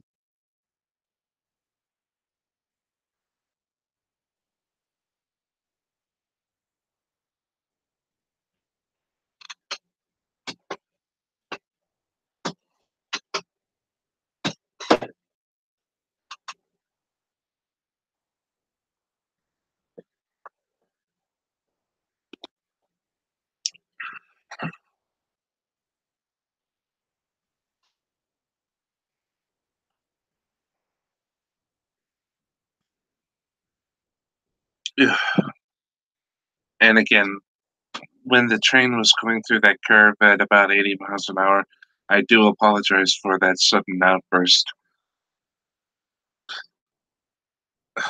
I was just worried the train was going to keel over or derail.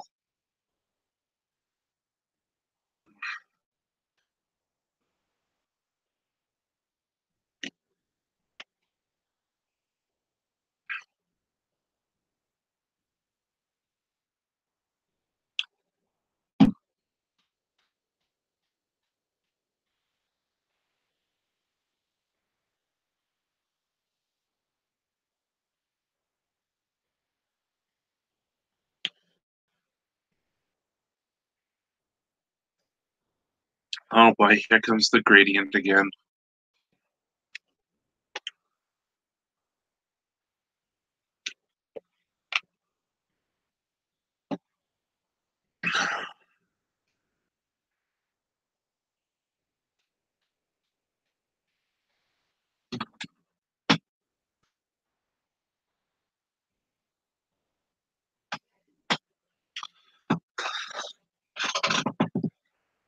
Oh, thanks, Dave. That makes me feel much better.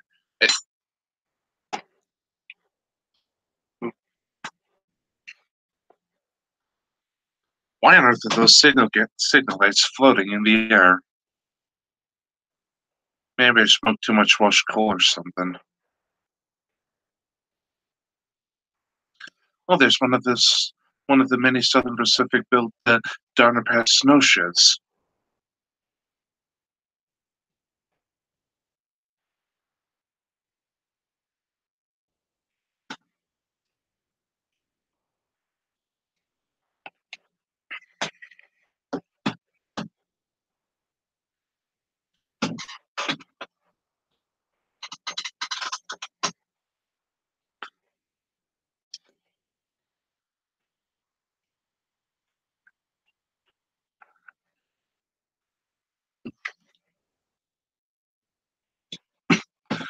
No, I didn't.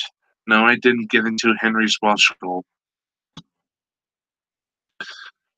Besides, we all remember what Toby said when Gordon asked, "Don't tell me he needs Welsh coal again." Oh, Gordon. That was fixed years ago. Sorry, my Toby voice isn't really the best. But if you want somebody who can do a good good Toby voice, go subscribe to my friend Pudge Mountain. He does a better Toby voice than I can.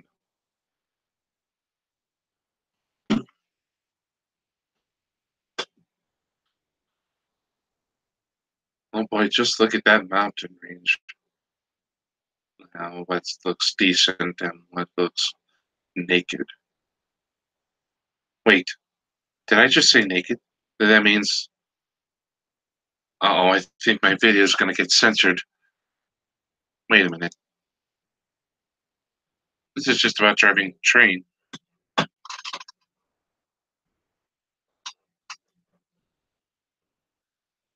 Oh, hey, look, it's British predicament, American style. Just kidding.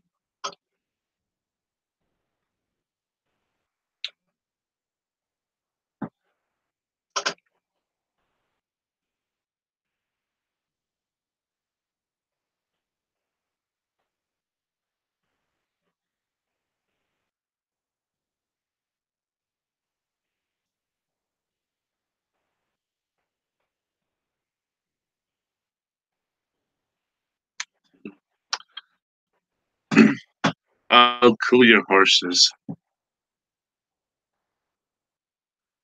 Besides, this stream is all about having fun and enjoying Independence Day. Besides, unlike some people, I'm non-PC.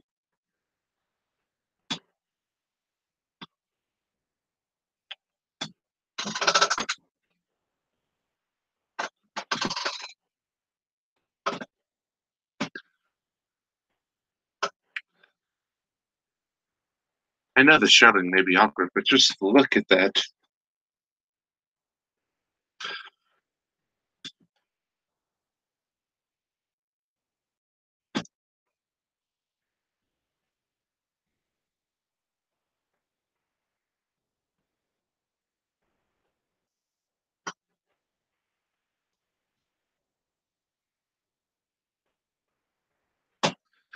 You gotta hand it to you. A lot of people say the most advanced and modern steam locomotive ever built is the 484 Northern type steam engines. For anybody that's new to steam or is wondering what I mean by that, what I'm just referring to is the amount of wheels. Like to use 4449 here for an example, she is a 484 steam engine. That means she has four wheels under her trailing wheels that guide the locomotive into curves, eight powered wheels called drivers, and two trailing wheels, which their sole purpose is to support the cab and firebox of the locomotive. And now they're called northerns because the rule of thumb was that if a railroad helped develop a certain locomotive, they would have the honor of naming the engine after it. And the one railroad that helped perfected the 484 wheel arrangement was the Northern Pacific Railroad. And so this ultimately led to the 484 locomotives being called Northern Pacifics. The name was possibly later shortened to Northern to probably avoid confusion with the 462 Pacific locomotives, which, as you heard me say, bear the name Pacific. Now, not all railroads called their 484s Northerns. The New York Central called their 484s Niagaras. The Lackawanna and Erie railroads, being Native American-like railroads, called their 484s Poconoses after the Pocono Mountains. I think, and the Chesapeake and Ohio Railroad, being a proper Southern railroad, called their 484s Greenbriers after the Greenbrier Hotel and the river named Greenbrier in the west in West Virginia, I think. The Atchison, Topeka, and Santa Fe Railroad had three names for their 484s. Some called them Northerns, while most Santa Fe personnel preferred to call their examples 484s. And then there was a small handful that called the 484s Big Mountains, being that they were two wheels bigger than the 482 mountain type steam locomotives. Me personally, when I see a 484, I just like to call it a Northern. It's really a personal preference.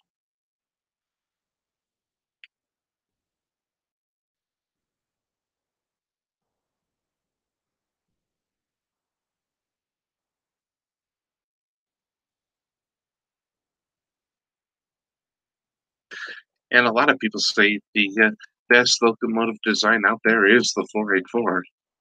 To quote a friend of mine, they're like the modern day they're like the modern day General Electric Gevos of their time. You put anything behind them and they'll haul it, no problem at all.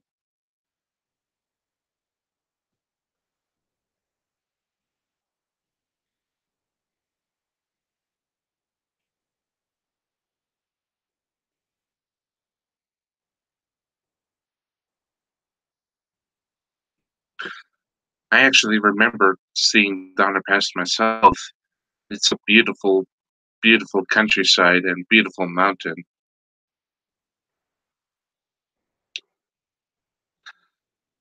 although it can be very brutal in the winter, as was the case on as was the case back in 19 yeah, the storm of 1952. If you guys recall, the the winter storm of 1952, which is known by its other alternative name, the Snowbound Streamliner. That was when some Southern Pacific Alco PAs were pulling the Union Pacific city of San Francisco, which was a joint operation between Union Pacific, Southern Pacific, and Chicago and Northwestern. Well, during the storm of 1952 at Emigrant Gap, the train was the train was snowbound for 6 days, from the 13th to the 19th, and as was the case as was the case during that time, it was really a brutal time, especially during winter. Oh boy!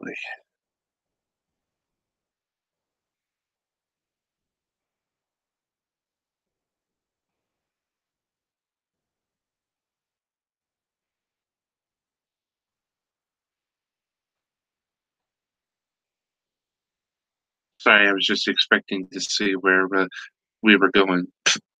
I think I got a leaf in my mouth.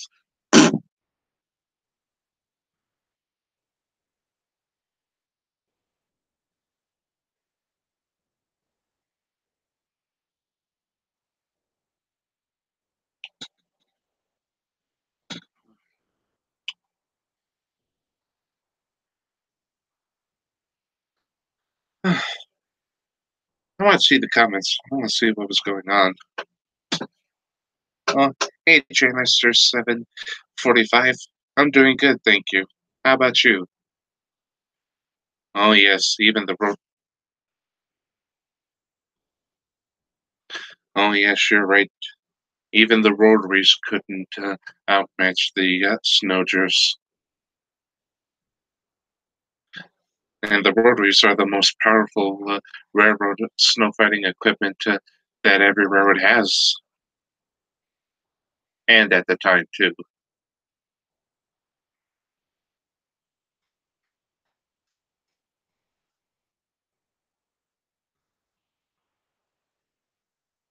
I wonder if this would be the Donner Pass equivalent to the Horseshoe Curve in Altoona, Pennsylvania.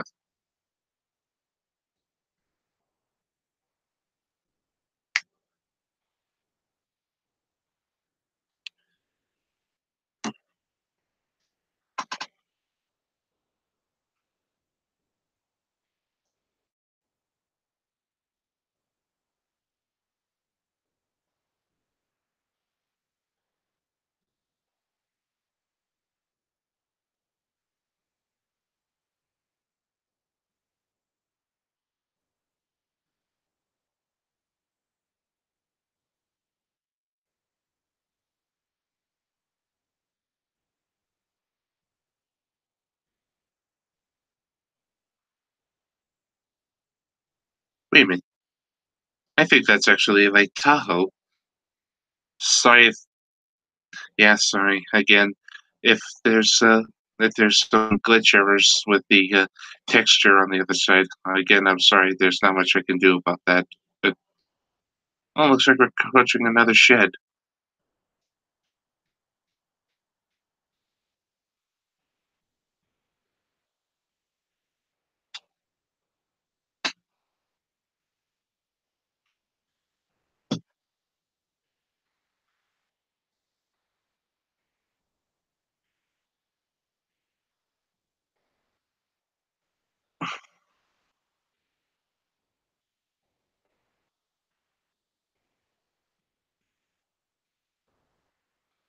I hope that doesn't mean the train's about to stall.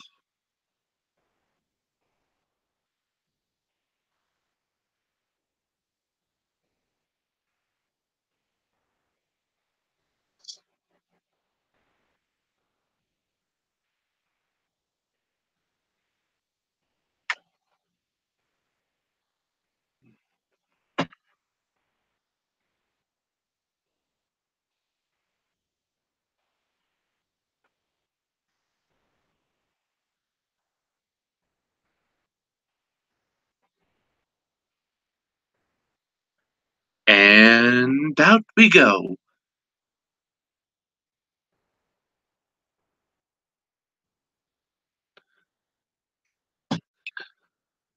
Oh boy, just imagine.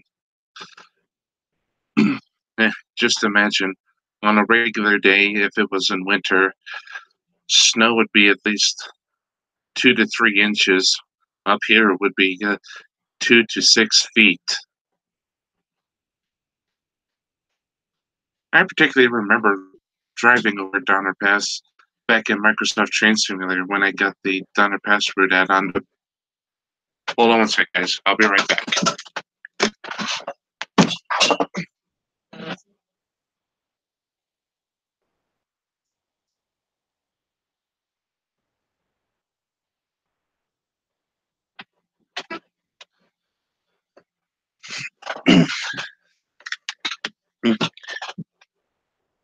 Never mind, guys.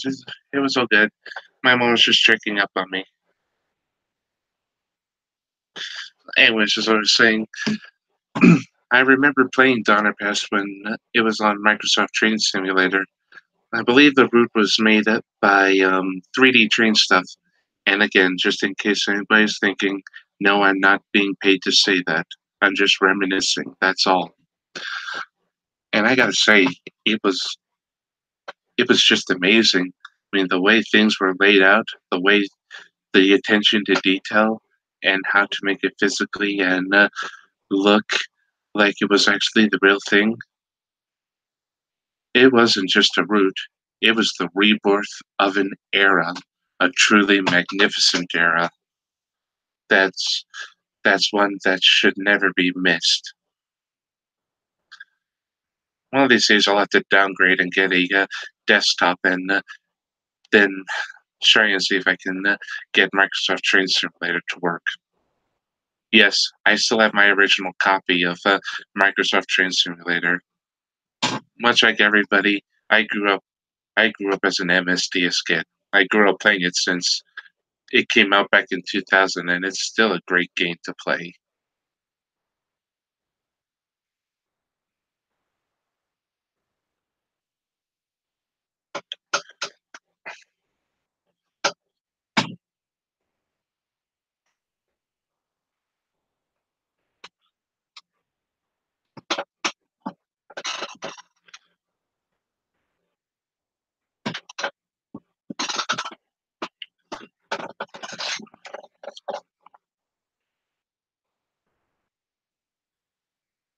Ow!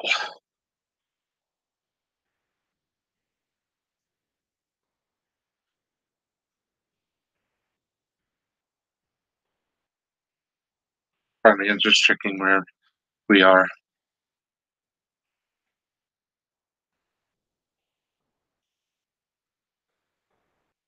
Well, so far we're halfway there.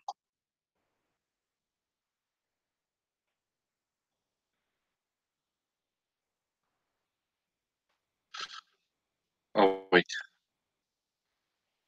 Okay, so that's Colfax right there. And yeah, we still got a long way to go.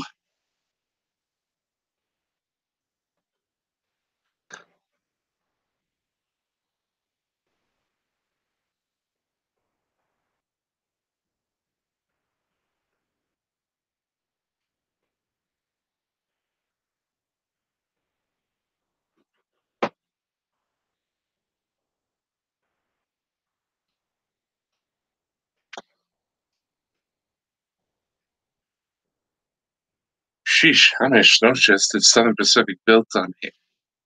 Well, I really shouldn't complain. Southern Pacific built the snowsheds for a reason, to protect the line of snow.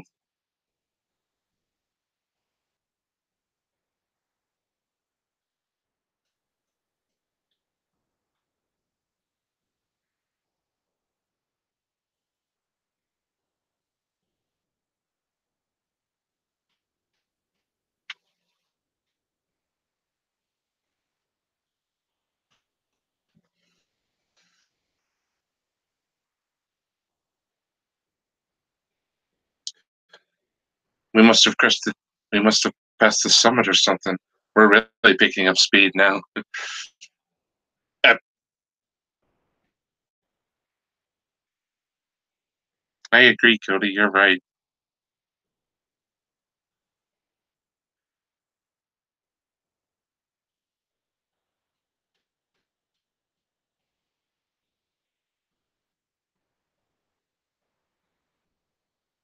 I think I'll just let the engine coast for a little bit.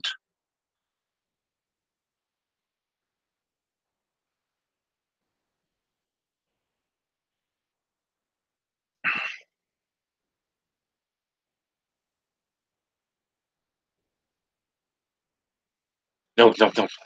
Better not get careless here. Last thing I want. Last thing I need. Last thing I need this engine to do is fly off a curve and end up in someone's farm. Wait, why does that sound familiar? Oh yeah, our favorite our favorite A0 Gordon, the galloping sausage, ended up in a field once. He should have listened to Salty. Oh, look at me talking. I'm not even slowing down.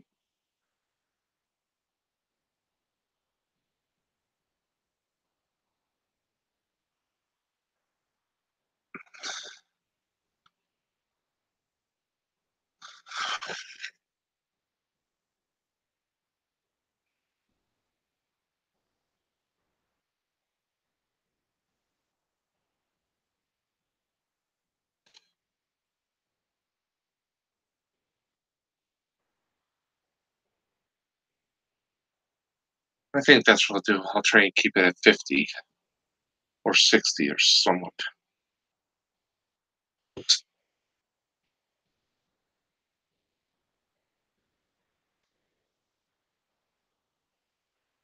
Oh, the indignity. That's what she said.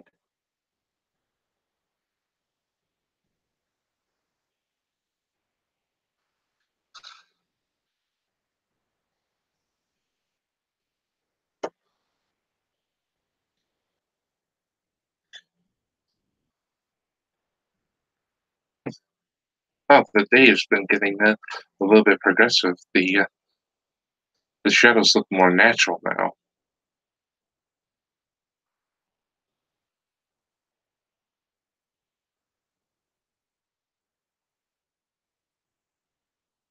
Good idea, Cody. That's smart.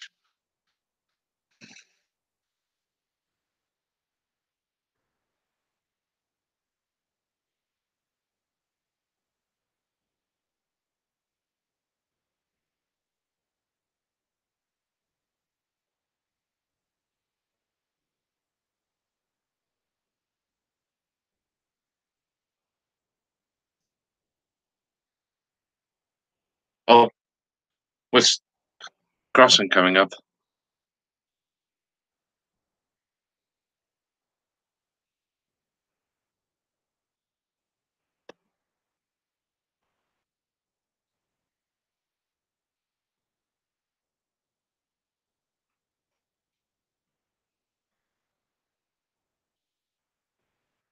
Okay, to be fair and honest, that was a little too soon, and trying to do that somewhat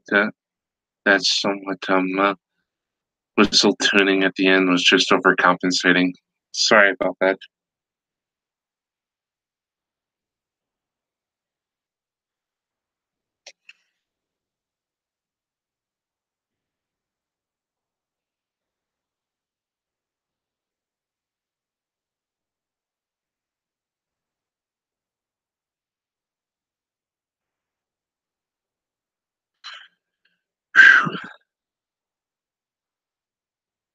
I gotta be honest. This is actually my very first time doing a live stream, and boy, doing it really takes a lot of dedication. I really hope you guys are entertained by this. I wouldn't want to be doing anything that would bore you to death. Ow.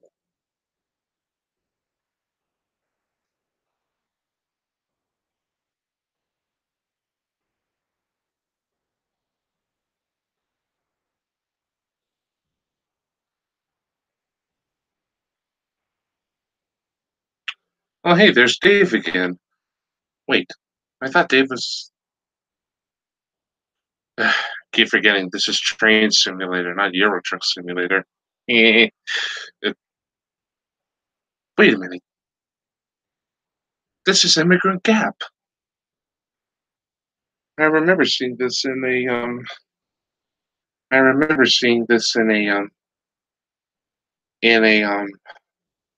in a video, the Southern Pacific Cab Forward collection, where the narrator said, "This was Immigrant Gap in the days before an interstate freeway was built."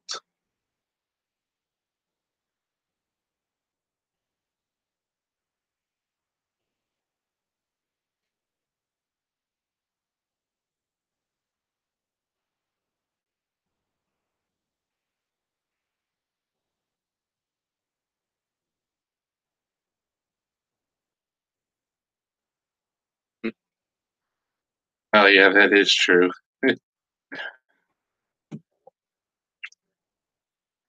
Shut up, my dad.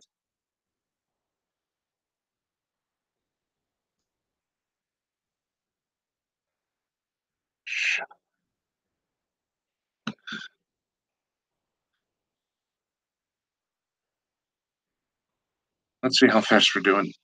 80. Oh shit!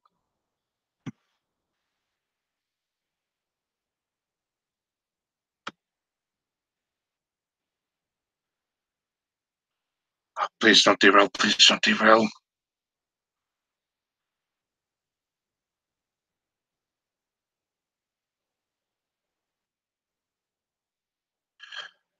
Whew, that was close.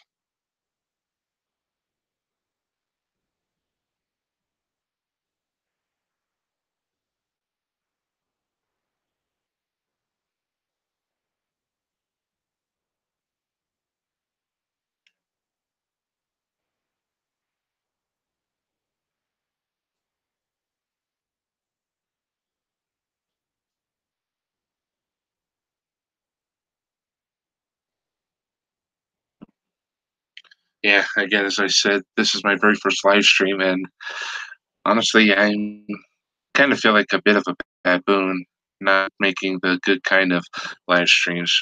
If you want to know someone who is good at live streaming, it's my friend Tom Todd 774, also the creator of the Monster Truck Nation series. If you want to know good, if you want to know a good live stream expert, go check him out. Subscribe to his YouTube channel. It's Tom Todd 774. Subscribe to him, show him some love, and trust me, if you want to see good quality live streams, he can deliver. I'm also he also recently made his a while back. He made me a co-host of his Monster Truck Nations videos, so I'm in some of his videos too, and I look forward to doing some more partnership stuff with him.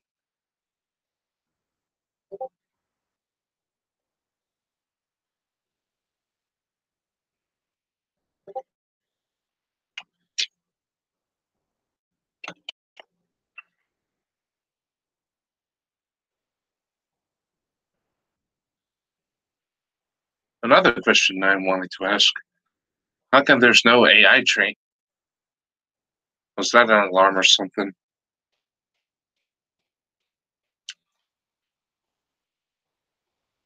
Oh well.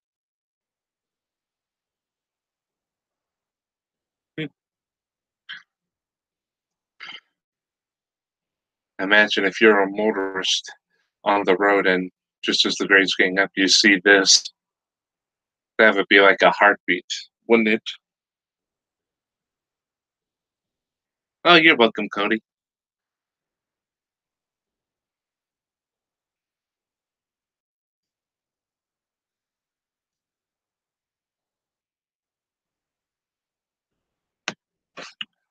Just how fast are we going? Better be easy on the speed. I don't want to. I don't want to make it look like I'm trying to be Speed Racer or Sonic the Hedgehog. You're welcome, Cody.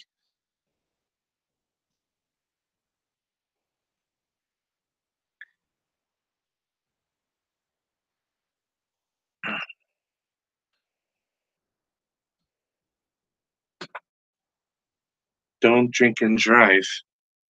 Hmm. Last I heard, railway men drink water while they're driving, so I think it's safe to say railroads do drinking and driving the right way. No, but in all seriousness, don't drink and drive. Not only is it stupid, but it's dangerous, and it could. It's not safe, and it could really hurt you and the ones you love.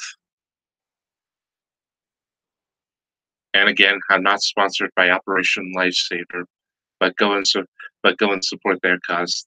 They deserve it more than I do.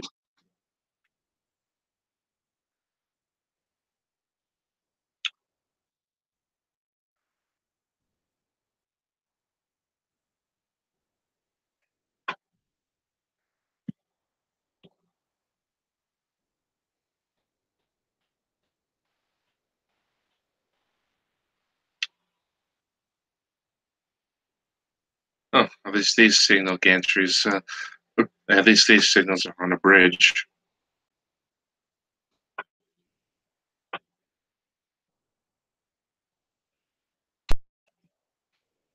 Speaking of Tom Todd 774, I'm going to steal one of his quotes and say, "Be right back, restroom."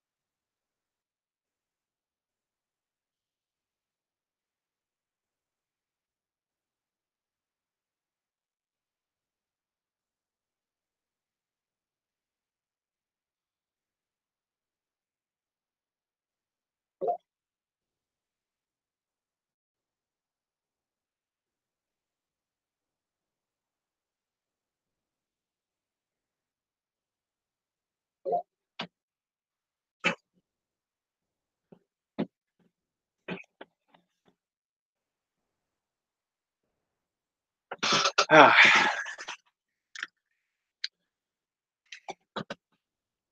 alrighty, I'm back, guys. Sorry about that.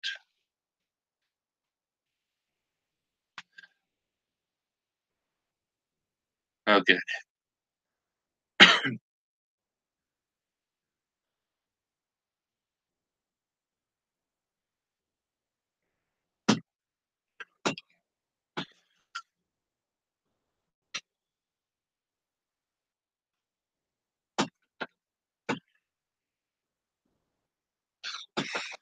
I hope I didn't take too long, and sorry if I did. It's just when I said that, I heard my mom calling for me, and she got me a snack.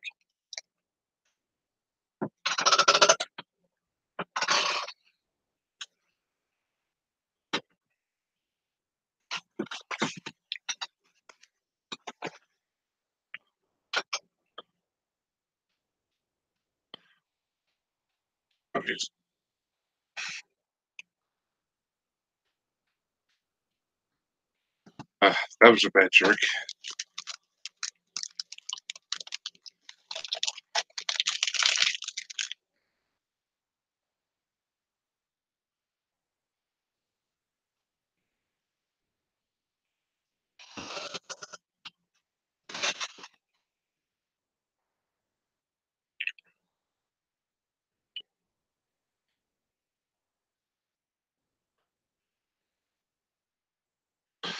I don't know why, but I have the feeling I should be going slower or something. Not sure if trains actually travel 55 or 50 miles an hour over down a pass. But hey, it's just as long as it doesn't derail the train, I'm good.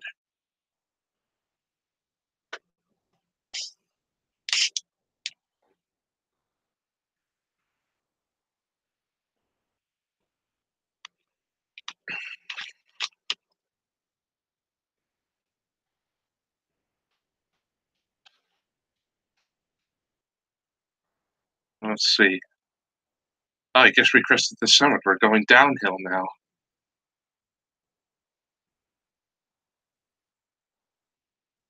Let's see. Yeah, we still got quite some way to go. Wait a minute.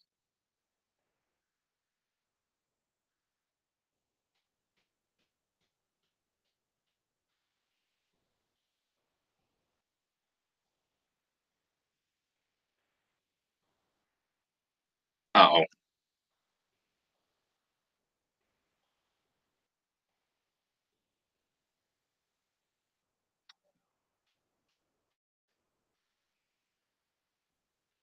Something doesn't look right.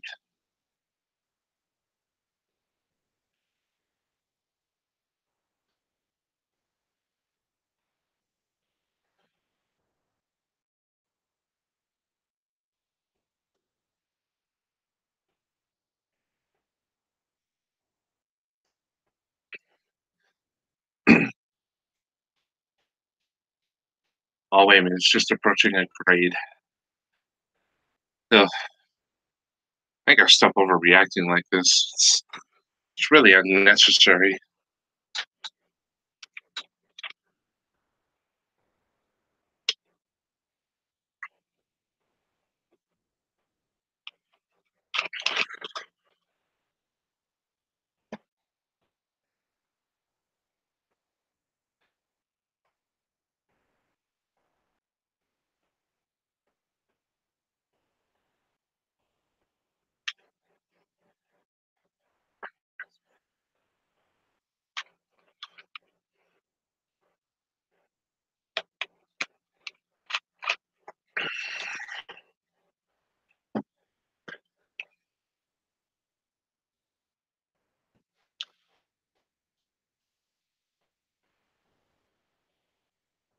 That's,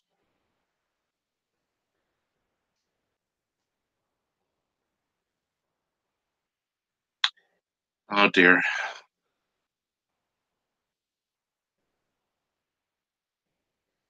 It seems to be the trouble.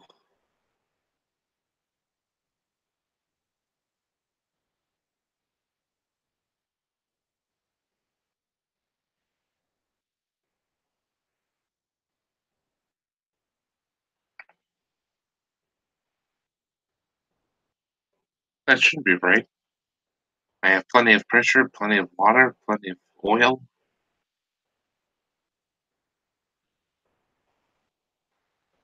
All the brakes are off, and the throttle and Johnson bar are in the right.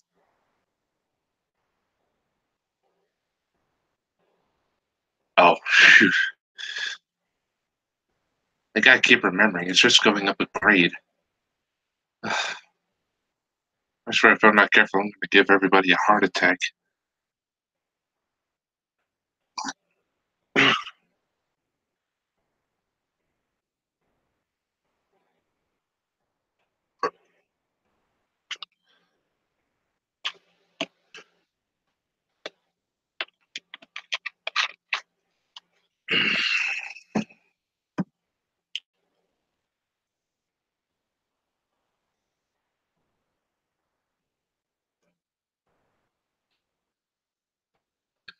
Loaded down with American pride, here comes the freedom train.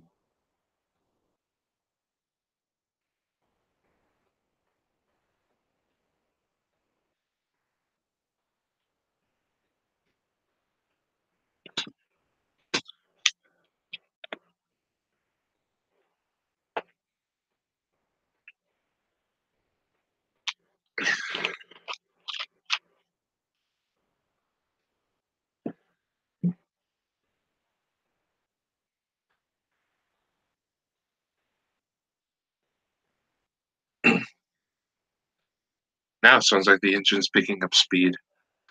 Ooh, that's a relief. Again, sorry if I give everybody a heart attack. It's just this is my first live stream, and I want everything to go great. And whenever I see something's wrong, I panic a little.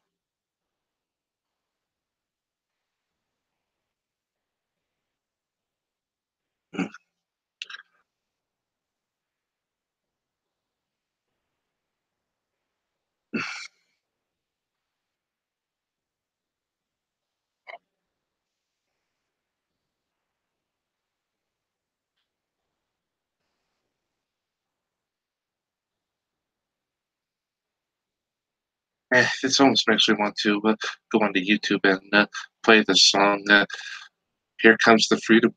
Here comes that freedom train by James Coffey, who originally wrote the song for the I Love Toy Train series.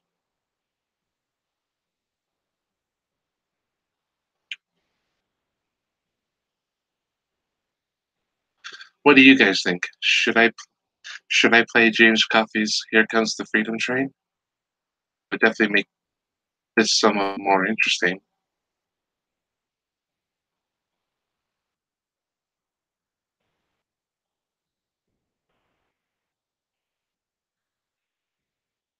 Is it still going live? Good.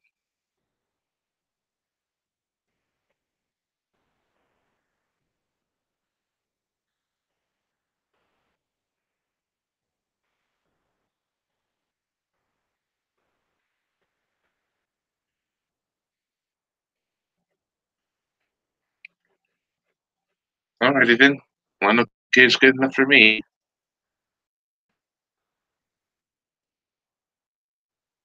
If it'll load,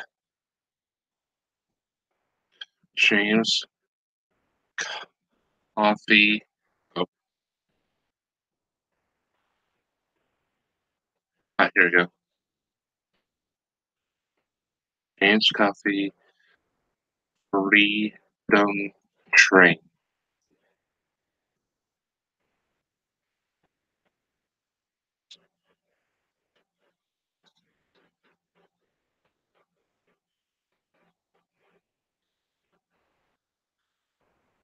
Yes, I am aware there's a lot of lag. There's sadly not much we can do about that. Hopefully next time when I do another one of these live streams, it'll be better. Anyways, here we go.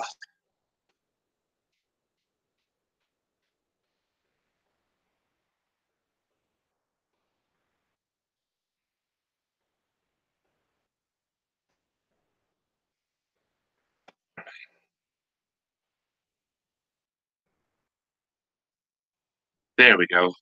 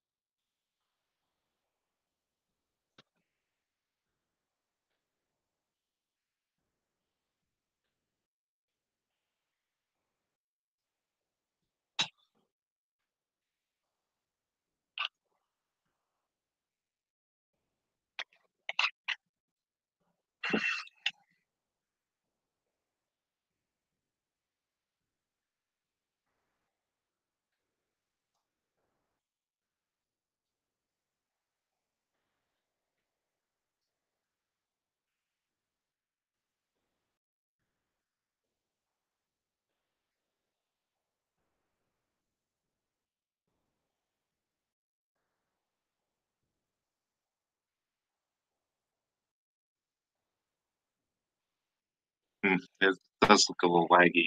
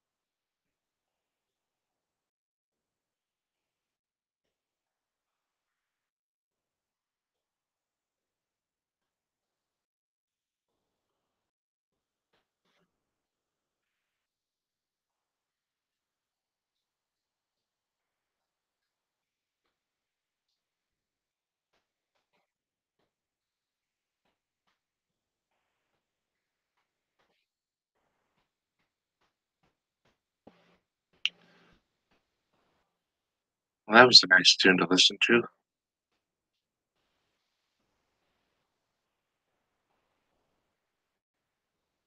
Hey, something's fishy going on here.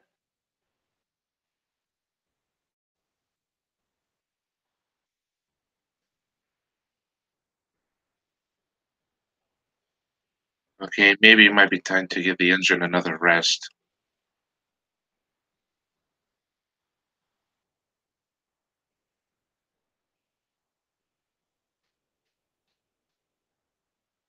Strange though. Oh,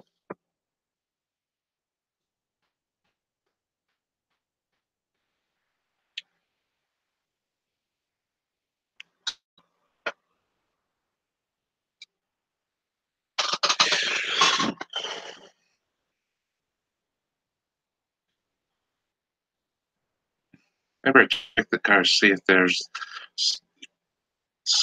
any handbrakes left on.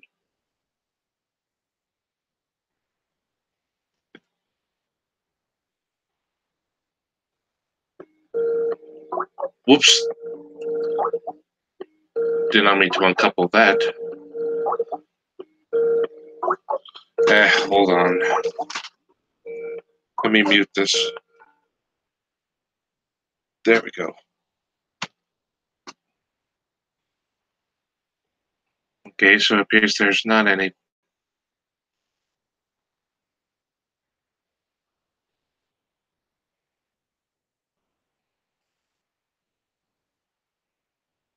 Okay.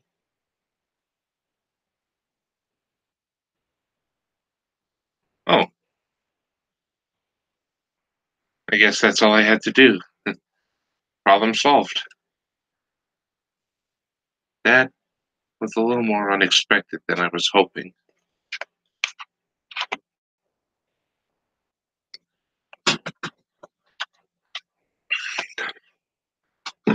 Alrighty, I think it's safe to say we're back on track. No pun intended.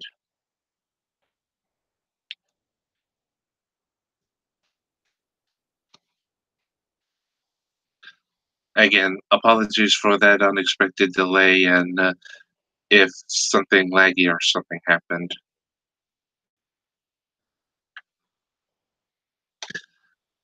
Again, this is my first time doing a live stream, so I'm still getting my sea legs. But I really hope you guys are enjoying this.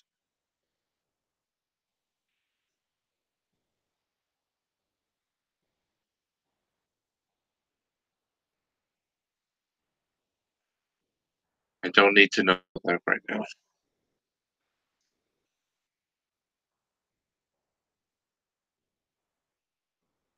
Speaking of which, I wonder how far we are right now. Almost there. Somewhat.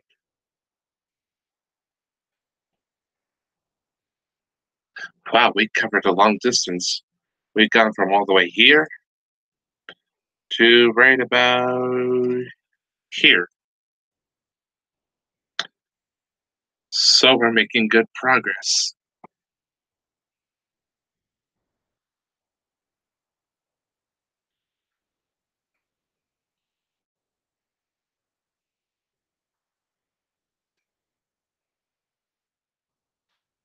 Oh, cock.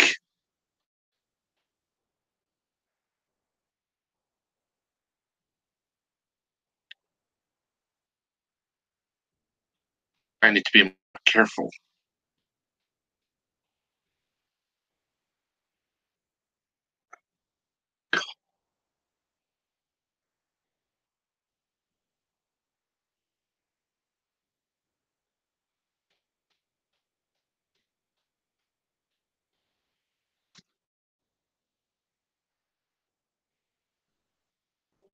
Okay, that's your get your butt out of my face, cat.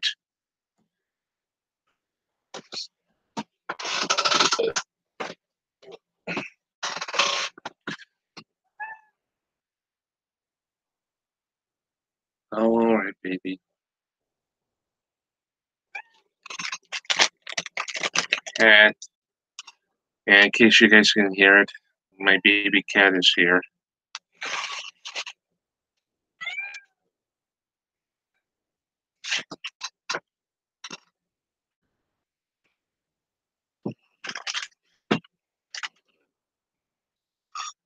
Oh.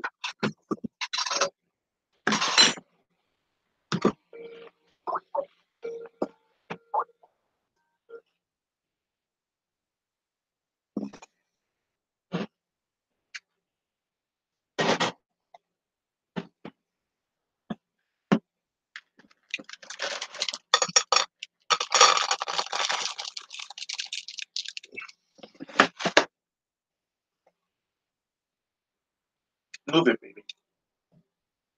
Yeah.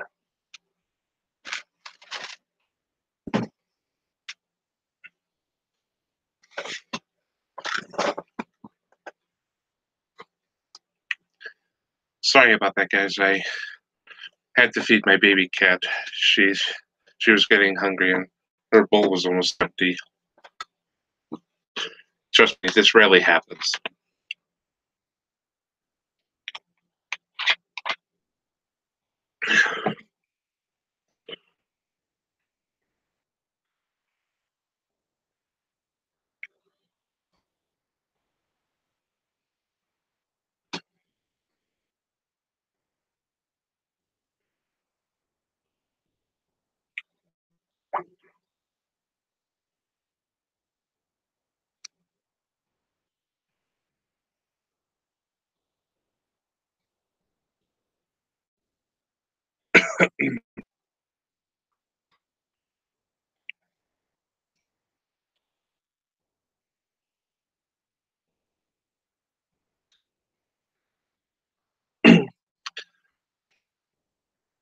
Pardon me one sec, guys.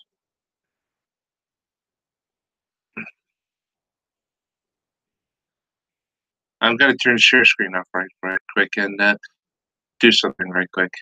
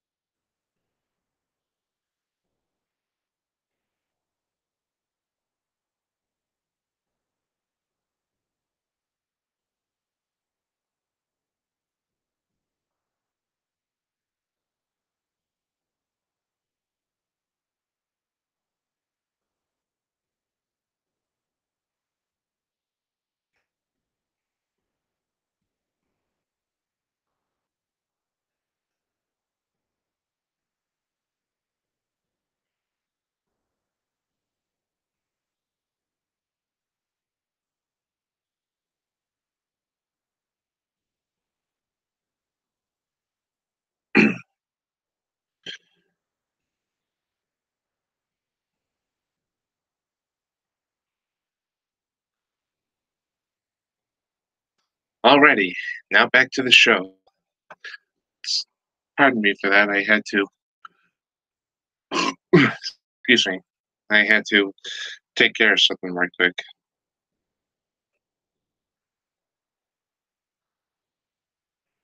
Speaking of quick, how fast is this going? Oh, shoot. There I go again.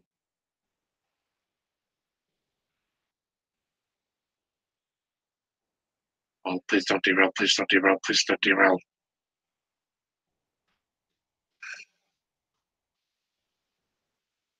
Next time I should just pause it or just slow it down first.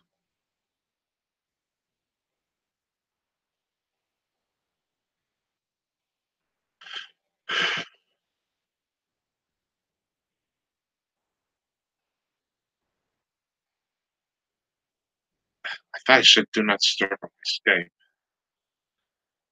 Oh well. Should be fine. I kind of really don't want to turn my Oh, camera hey, on. Tom. Hey, Hey, it's okay. Welcome aboard. thanks. Today's outing was rather disappointing. What happened? Well, we went to town and basically caught nothing. Oh, dear. I'm sorry about that. Hopefully, we'll head back out in the morning as hopefully the tracks will be far more active since it'll be past the holiday. I understand what you mean.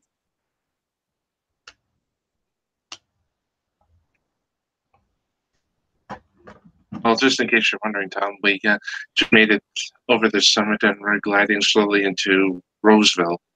Oh, Well, sort of. The train wants to do about 80. dang. Yep. Last time I took a GS4 out, it topped out of that about 70.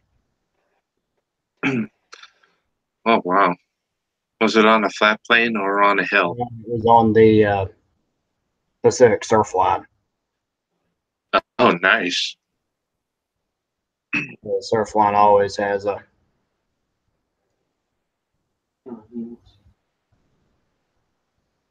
Has a flat enough surface where you could really put the pedal to the metal, or in this case, the throttle to the roof. I wonder where you got the cars from. Oh, I got them from Railworks America. Hmm. Oh, not now. Not you, the thing that just popped up. Uh,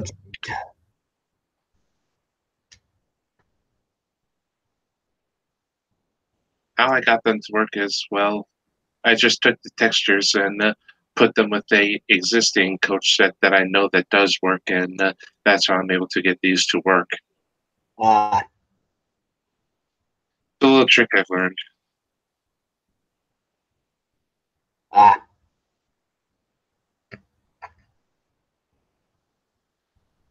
It's a pleasure to have you on board the train, Tom. I was hoping somebody would pop in. Glad to hear it. I caught a BNSF ES44C4 yesterday. I saw that. Went absolutely nuts over it. I was like, "Are you serious?" Well, the ones with the yeah, I think I heard that's. Hey, Michael. Nobody needs That's that. my cousin Logbuster 201 in the background, by the way. Hello. Hey. Welcome.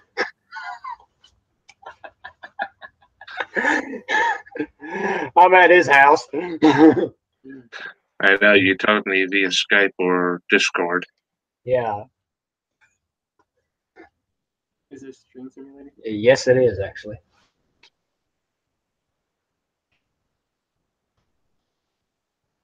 Is Train Simulator updated every year, or is it? Yeah, it updates every year.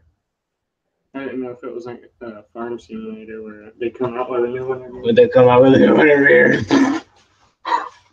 I'll be right back. Okay. You gotta love the dude, man. Yeah, he sounds like a comedian. Man, 80 miles an hour at the summit of Donner Pass. That is. Can you even go that fast on that route? Or are you over the speed limit? Most likely over the speed limit. Oh, geez. Hope you don't derail coming around a tight corner. Well, there was one. Well, let's see. You don't want to do that. That'll cause a lot of damage. Yep, I'm going way over this limit. As according to this, I'm doing 60 in a 30-mile-an-hour zone. Wow. You should have seen it earlier. I got a. You should have seen it earlier. I did 80. Yeah, you got to up to 80, I heard. Yep. Okay, Cuddy. See you later.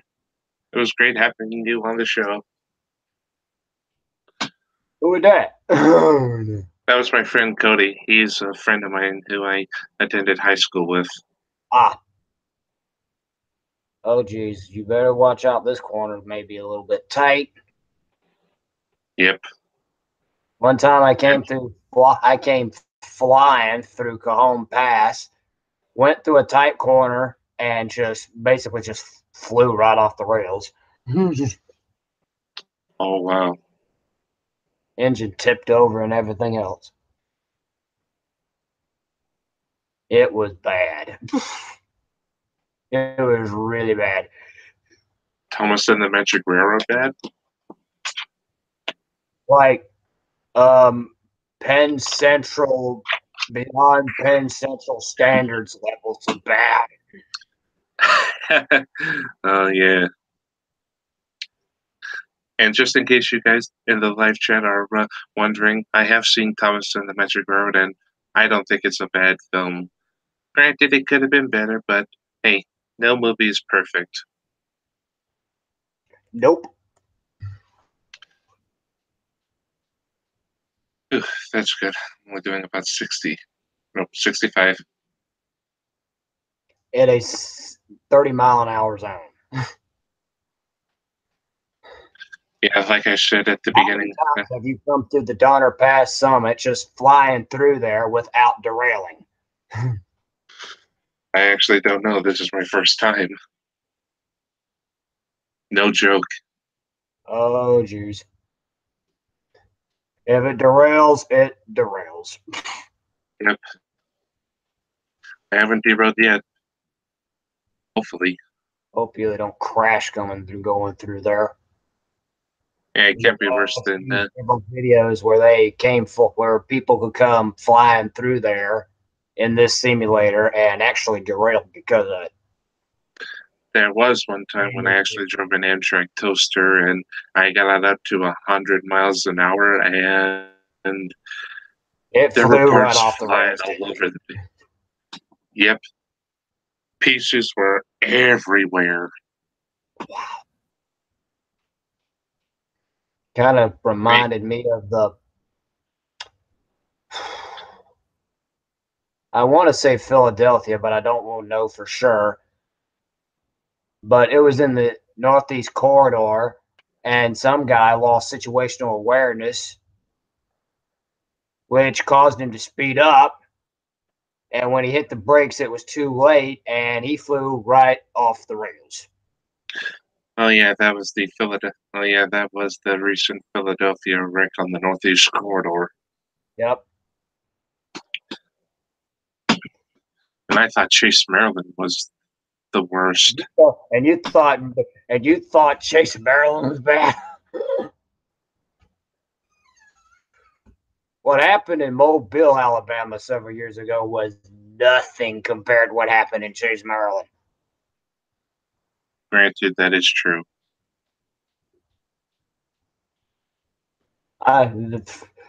47 people were claimed in the Sunset Limited wreck. Oh yeah. And 2 F40PHs and a rather lovely Genesis engine met their fate. Yep. That Amtrak engine was. I bet that. Oh jeez. What happened? Uh-oh. I expected that. Ooh. Oh, geez. I knew that would happen. Oh, goodness. You're dead. Yep, you are I'm dead. You're dead. You're dead. Yes. Well, this is unexpected. I was expecting it myself. I knew when you was flying through there, I knew you was going to fly off eventually. Where was he? Well, this is an awkward predicament.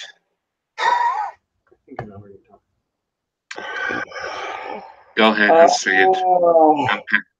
When it comes to driving trains, I'm a Penn Central or a Crash Central engine. Twice the speed limit. Well, I don't think there's anything else to do but to just try and resume it. Starting at Donner Summit. Yes, go ahead and laugh it out, Tommy boy.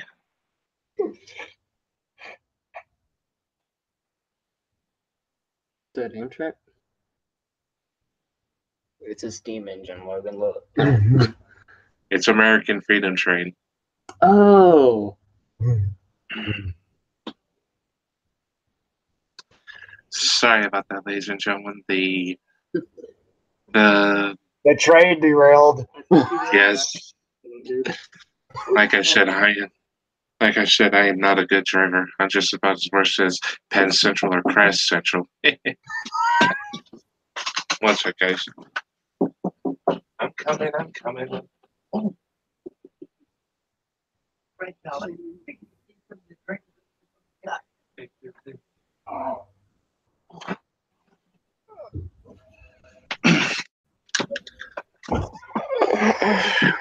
Oh, jeez. That would have been a fatal accident, I'm afraid. Yes, it would. Hopefully, you weren't in the back.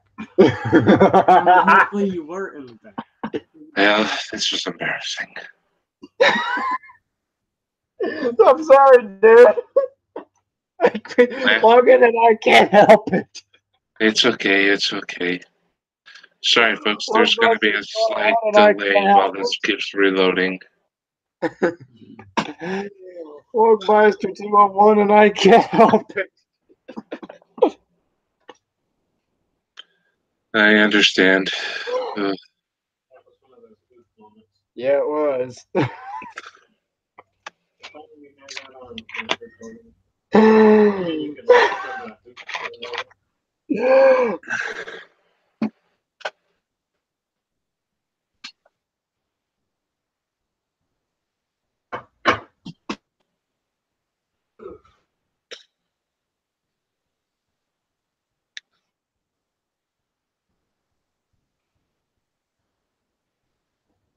did 1,000 times better than I would have.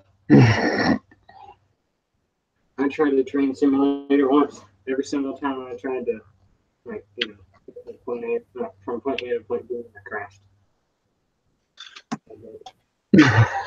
I just got too fast and it was like, nah. Jeez. Even in a subway one time. Oh my. But it was like a cargo train going through a subway. You're just losing it, Tom. Yes. I was going through an underground tunnel.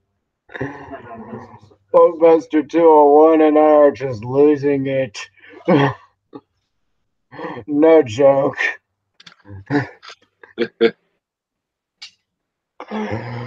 Oh. We got some targets here, I see. Talking back to water levels.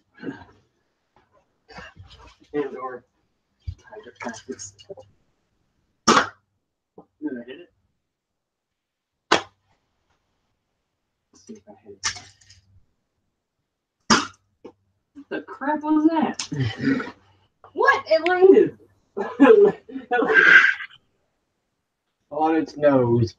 He's playing with a Nerf gun in the room with me. Ooh. I swear you guys are crazy.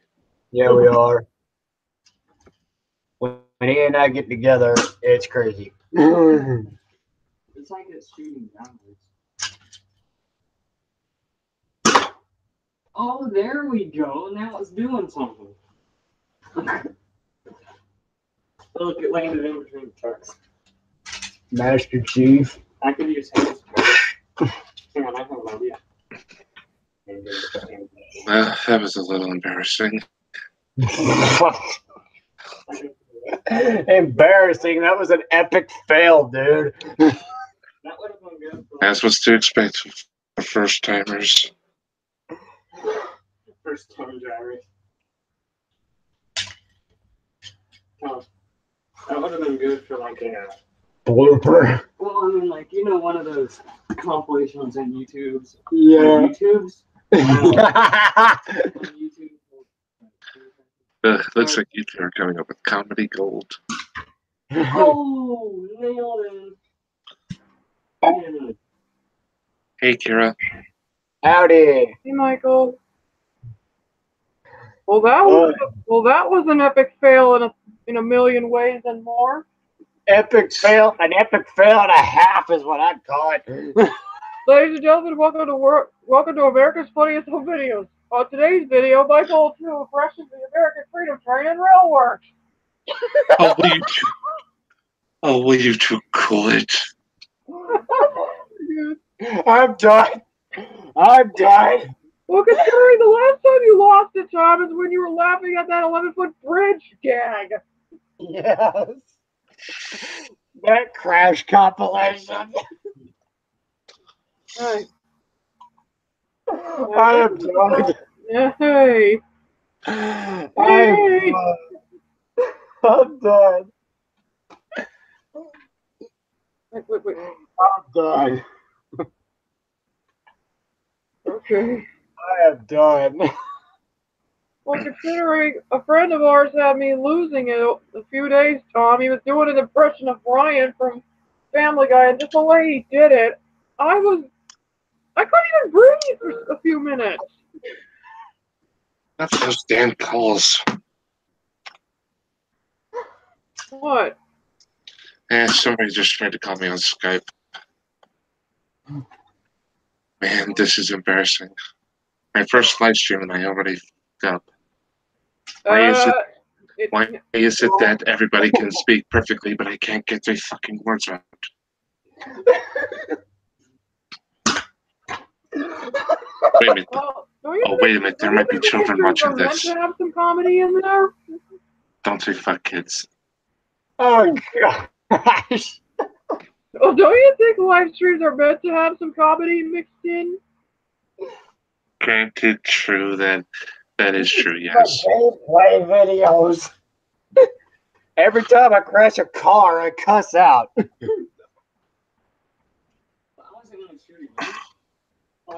Oh,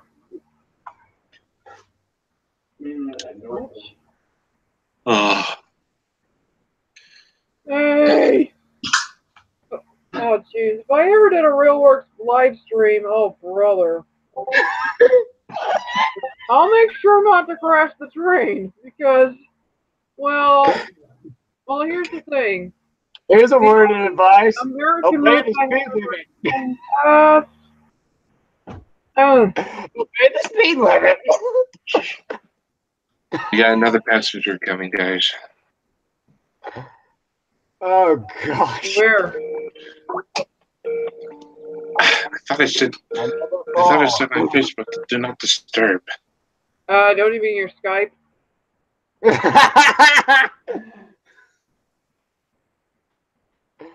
I'm done. I hope y'all like the icon of my Sona. He's ready to kick some behind.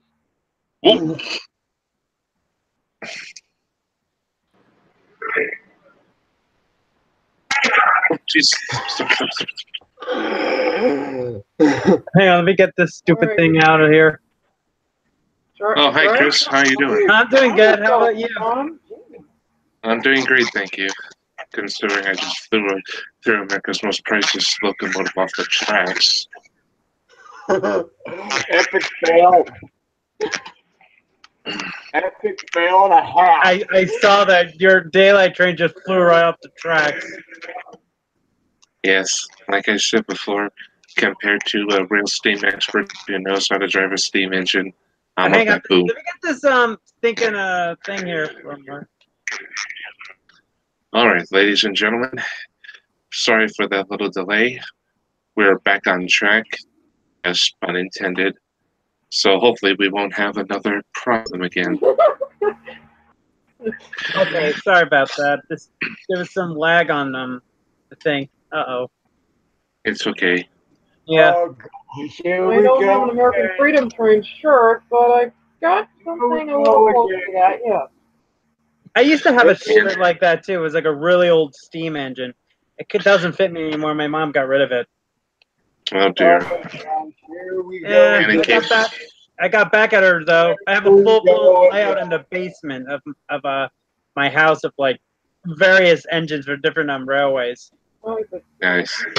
Anyways, as you can hear, ladies and gentlemen, I have some passengers on board. First, we have the lovely Kira. She just left. Where did she go? Fudge strike. She was probably to check out her shirts. Oh, okay. And I'll introduce you to my passengers, ladies and gentlemen. First up we have Chris. Hey. Next we have from Georgia, monster truck legend Tom Todd 774. Hey, how you guys doing? and we have Kira aboard. When she comes back. Or go ahead. GM is gonna. Yeah, never mind. I don't even know how to make that a joke. Okay. It's all right. Well, anyways, 2 feet on the whistle, and we'll be finishing our last run, our last length of the trip, hopefully. Yeah.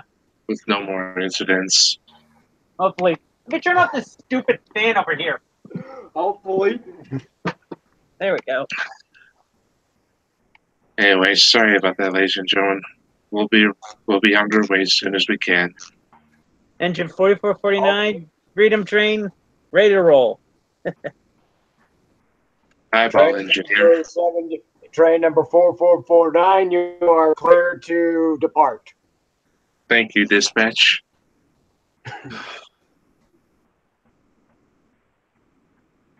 You're clear southbound. That's what the rail sounds tender on my Pole Express says. Is it eastbound or westbound? I don't know.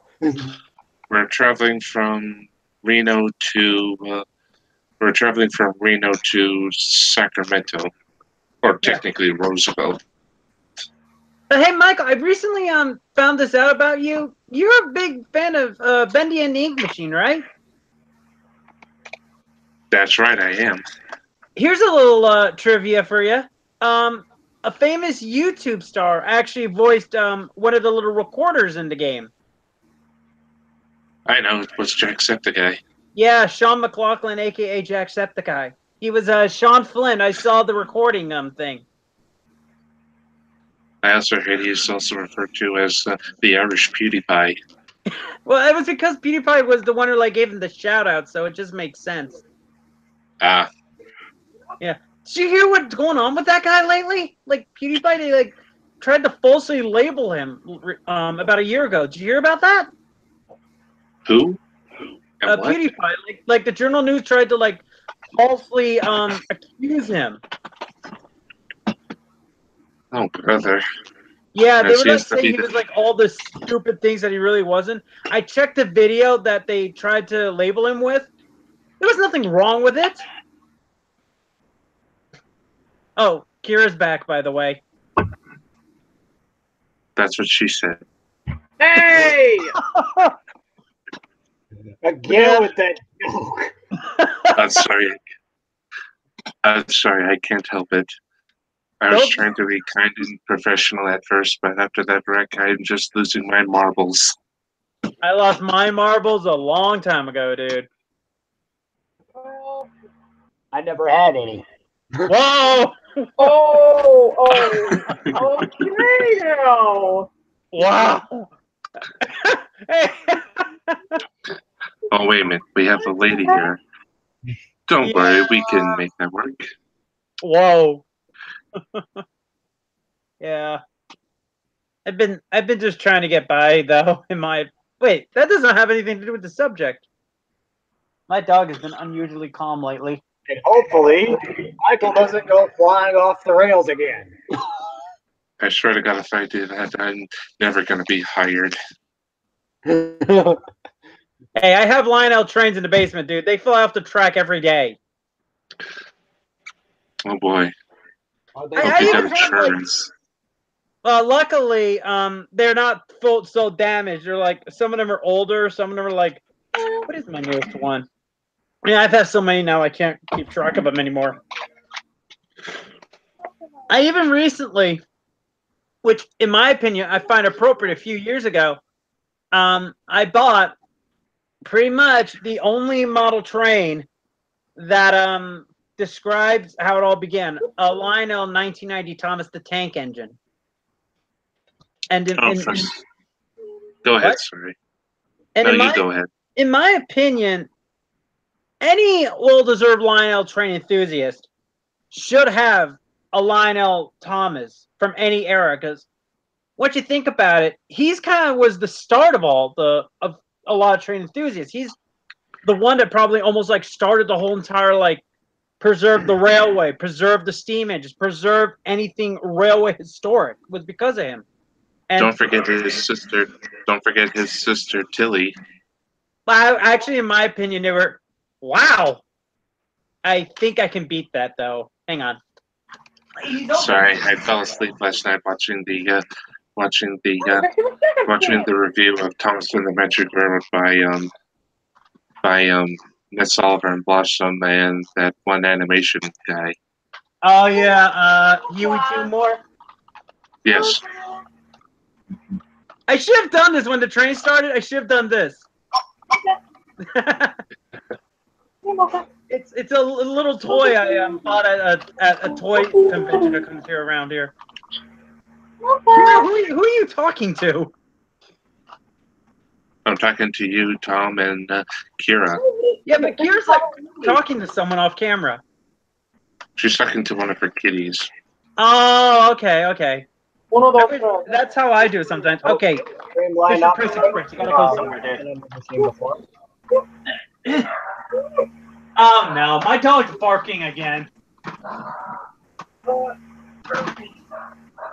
Shit. It's Luca.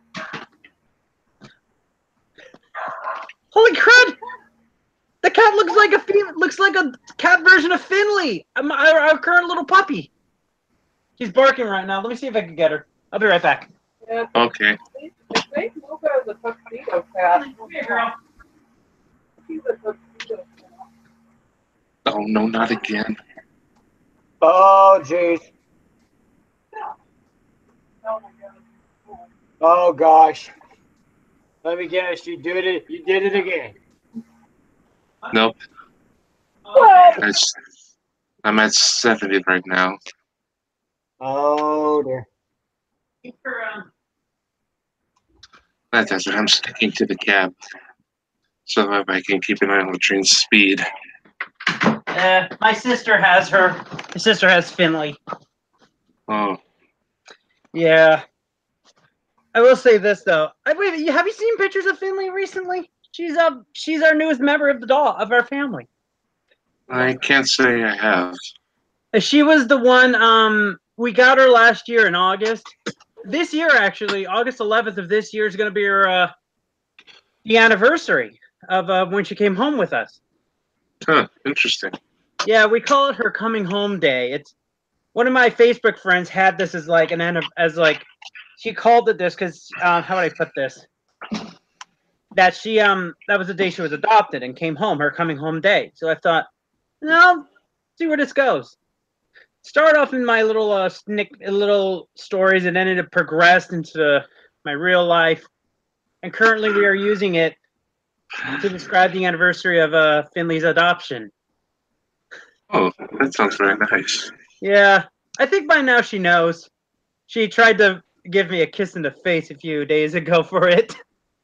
Yeah, she's very sweet though. She's what is she? She's a rat terrier beagle mix. Her ears are gigantic. Oh boy. I got a friend who's got a beagle. What's his name? What's the beagle's name?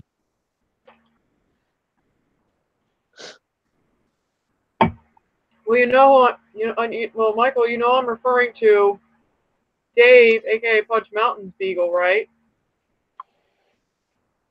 Roxy. Yep. Are you kidding? That's her name? And I think Dave said that she's around 10 years old. Wow. My cousin had a black Labrador named Roxy. How about that? Yeah. The only difference is Roxy being a black lad, she was very old. She aged faster. Because I hear small dogs age slower than other dogs. I guess that proves it though, because one of our previous dogs who passed away last year. You remember Chelsea the Cockapoo? I remember her. Yes. She passed away last year. Last year in June. She died just a little over a week from Domino's passing. Chelsea was 16 years old. Domino, that almost sounds like a name you give to a Dalmatian. Domino was a rat terrier. She was a black and white rat terrier, Kira. And let me just tell you, she earned that name. Not just because of her black and white spots, but where we adopted her from. The people where she was born named her after 3 pizza joints: Domino, Papa John, and Cece. We went with Domino. I know. Domino pizza. They already know, actually. I actually sent them a few years ago a picture of Domino when she was a puppy. No, not a puppy, when she was, I think, 4? Yeah, 4. And they immediately liked it. There's some pizza joints out here. There's one near me, too. Well, there's a place here where I live called Godfather's Pizza. Oh, wow. Here's Pizza Hut. Oh, wow. No, I'm not referring to that Spaceballs character, Pizza the Hut. I don't even know who that character is. I just know the place. Pizza Hut really expanded their place, though, don't you think? Well, I mean, from like when they started, which is pizza, then pasta, and salads, and chicken. We invented the burger. But I mean, you remember? Oh God, that stupid thing IHOP's been doing lately. Oh my God. Hey, don't worry. They're still called the International House of Pancakes. Now, some of them have changed it. Some of them have changed it. It's now International. What's the stuff? What? There's a railroad crossing coming up. I have to get the crossing signal. That looks like one of the areas near my neck of the woods. we used to have a railway around here owned by the Erie Railroad, but later on, I think either Amtrak or the New Jersey Transit took it over. Yeah. And again, I think that was a little too soon. Oh well. Yeah. We do have a very, very small we have a small oh, you first, Kira. Okay. If you were gonna talk, you could do that. I am making no sense. And those previous food establishments you heard, ladies and gentlemen, this video is not sponsored by them. Sorry, I just. Yeah. Go ahead. Non-sponsored. Again, I don't make videos on YouTube for money. I make them for a hobby. Likewise is everything. And days like this, I wish I had like a steam engine come through my neck of the woods again. We haven't had a steam engine come through Suffern since I was like before I was born. Actually, like the last one was like 1970s, I think.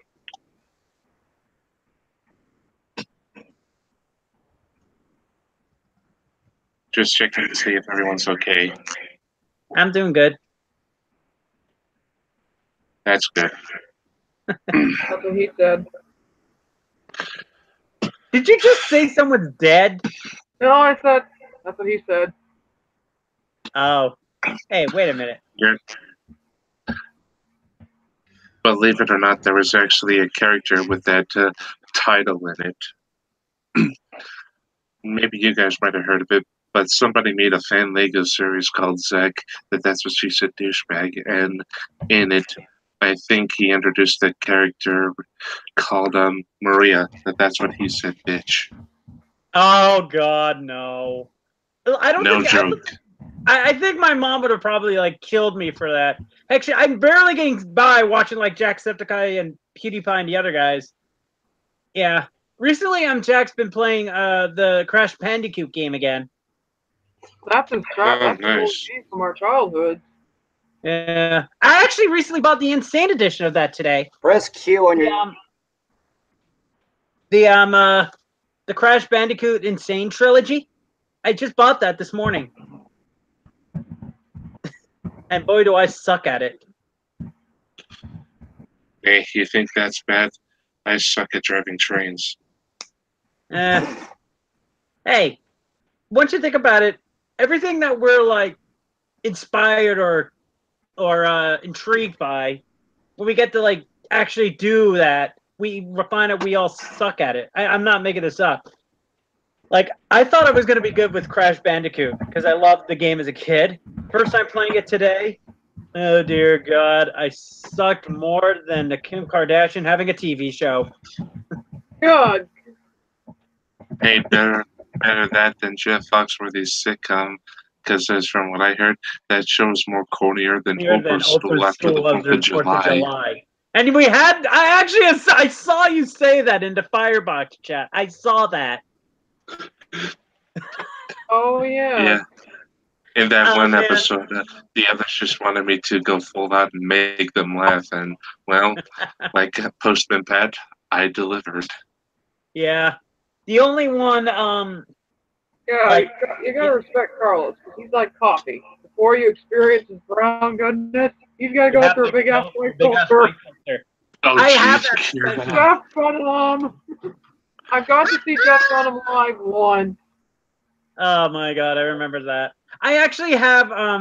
Did you hear recently that character, Sweet Daddy D? Like Jeff is really like conflicted of putting that into his act again because of all like how people are so divided now in the United States.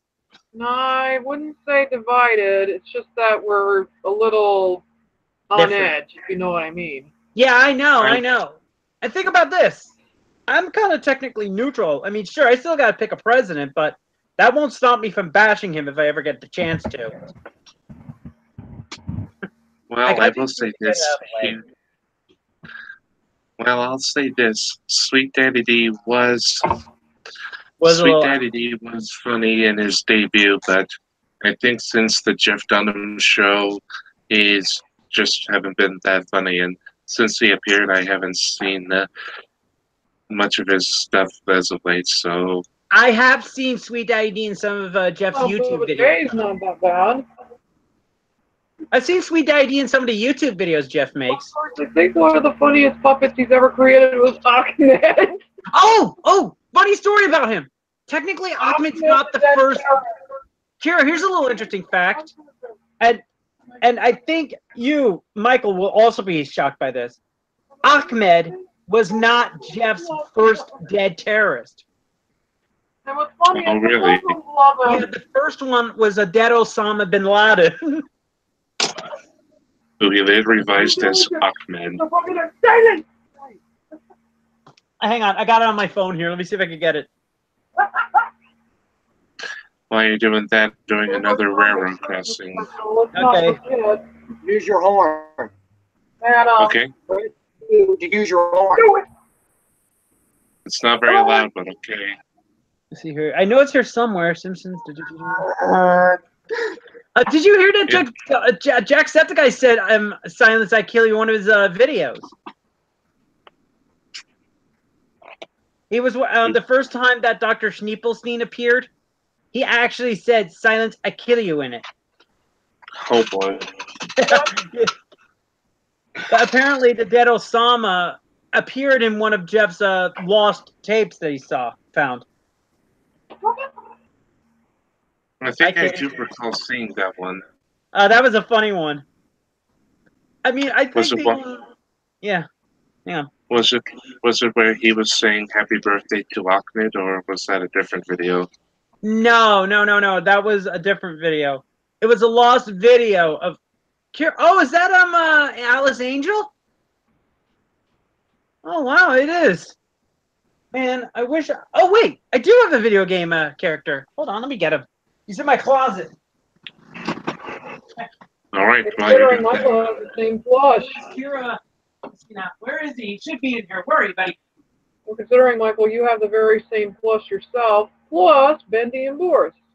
Oh, you what? How do you like that? Alice's name starts with the letter A, Boris and Bendy start with the letter B. I had a Mario toy a long time ago, but apparently I think it was put away. So instead, I'm getting out something that's a little bit less than that. You ready? Well, just in case you guys are wondering, we're approaching Colfax. Colfax, California. Yep. Suffer New York over here.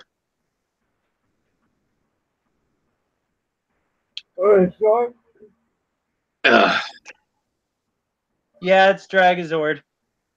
Nice. Yeah, this is actually not a redo. This was actually an original. The only thing I could get him to do is this. I have no idea what that does. Who knows? Yeah, me either. Yeah. I think this is the first time you actually get to see like you're the only guy on Skype that actually sees a bit of my room. Oh yeah. Yeah. I used to have a lot more railway stuff in here, but when it was moved to the basement, it really got different. Yeah, let's see. I have like a lot of in here alone. I have like probably 1, 2, maybe 3 video game stuff. A lot of Power Rangers. I'm taking over this stupid thing, aren't I? Man, it's kind of like this though. I wish I had a bigger room. We all do sometimes. Yeah, but mine could probably be happening because I could probably move my bed here up against the wall. Right now it's just jutting out from a small spot. Okay, Dragonzord, you go over here just go over here next to the fan. Yeah, he always does this. Okay. I like that red shirt you're wearing. Oh, thanks. My dad got this for me when he was in California, Northern California. Do you want to hear a joke about red shirts? I think I might know it, but go ahead. Okay. Back in the 1800s, this old warship was traveling through the 11 seas. Oh, then the guy in the crossings goes, "Captain, there's an enemy ship off the horizon." The captain turns to the assistant and says, "Bring me my red shirt." And so he gives him his red shirt, and the battle ensues. They lose nobody, and they win. Then then the assistant goes to the captain and says, "Captain, when you said prepare for battle, you said bring me my red shirt. Why a red shirt?" Then the captain goes to say, "Because if people are fighting and I get injured, they will not see my blood. So they will not see it, and they'll Oh God. be encouraged to win." And the captain's assistant goes, "That's amazing." 12 days later, the guy goes, "Captain, 20 enemy ships at the horizon." The captain turns to his assistant and says, "Bring me my brown pants." I know this joke. That was from Bill Engvall from Blue Collar. I've heard that joke. It still makes me laugh to this day. I know a lot of jokes. Ooh, I got one. Here, listen to this. There's a guy who's stacking produce in the produce department. This woman comes up to him and goes, "Where's the broccoli? I can't find any broccoli." The man goes, "I'm sorry, lady. We don't have any broccoli today. We'll have some tomorrow. You're going to have to wait." She goes away. Guy goes back to produce. Starts doing his stuff again. All of a sudden, the woman comes back and goes, "Where's the broccoli? I can't find any broccoli." Kira knows what's going on. She's heard this. And then he goes, no. Go on. It's just how ridiculous it is. I'll tell you who did this joke when I'm done. So the man says, "Sorry, lady, we don't have any broccoli. We'll have some tomorrow." Woman goes, "Okay," and leaves. All of a sudden, the woman comes back and goes, "Where's the broccoli?" And the man goes, "Lady, indulge me here. How do you spell dog? As in dogmatic. D-O-G. How do you spell cat? As in catastrophic. C-A-T. How do you spell fuck? As in broccoli. There is no fucking broccoli. That's what I'm trying to tell you, lady! Why do I get the terrible feeling that it was going to evolve into a cauliflower joke where in a very... Never mind. I actually saw Harrison Ford tell that joke on David Letterman one time. It was on YouTube. What do you mean you can't find them? I can't find them. There's only soup. What do you mean there's only Here's soup? one for you. There's only Okay. Well, let's get out of the soup pile! What? I don't know what you just the way you delivered it was funny. Hey, cool, Union Pacific A44. Huh? Where? On Kira's shirt. Oh. I don't think Michael's going to be too happy with me with this one, but you know what he used to say about these shirts? Uh-oh. Don't. Say it! I'll pay for any damage. Oh no. I'm like being judged by my 007 poster right now. I have like a picture of Sean Connery as Bond in the corner here. Hang on. There he is.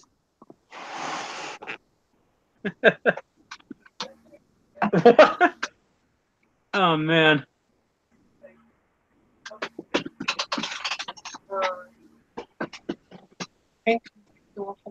I'll see if I can get Finley in here later. What the heck's going on over there? This fella goes hunting with a buddy of his, and he's got a scope so he can see wherever he is. And he peeks at his friend's house, and he's like, "Oh my lord! I just looked into your house, and he said, there's your wife's shooting on you with another guy." His partner goes, "I've had it with her. Shoot him in the head and shoot her in the private parts." And it's like, "I'll get that in one shot." Oh, God! Where is the cable guy? I heard that one too. Oh, actually, I gotta admit, the preacher told me that as well. I gotta go back to the Jeff Foxworthy sitcom for a second. There was one episode throughout the whole series I liked. One episode. One. And that was the one when he did the "you might be a redneck" bit in it. He did. You use duct tape to fix everything in your house. Yeah. Be a redneck. Oh, here's one. Here's one that my dad did. If you ever used a screwdriver to open up the trunk of your car, you might be a redneck. If you got salad bowls that all say Cool Whip on the side, you might be a redneck. Yeah. I'll see you later, dude. This guy. Oh, here's another one I did. If you ever go for a walk, if you and your dog go for a walk and you both use the tree on the corner, you might be a redneck. In all honesty, my dog, I had one of my earliest dogs, Murphy. Me and him used to do that to a tree on the side of the house. I was 5, okay?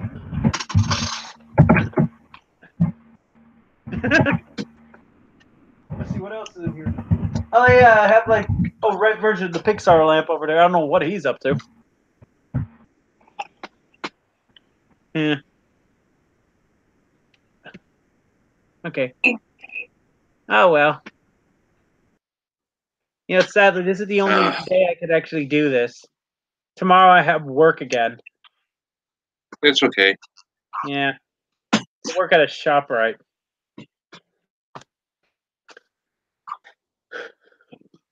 Anyway, let's see here.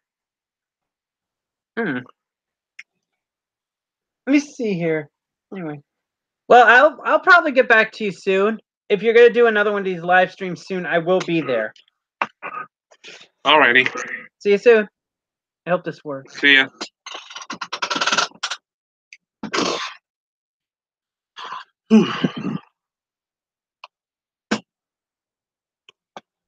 Well, that was interesting.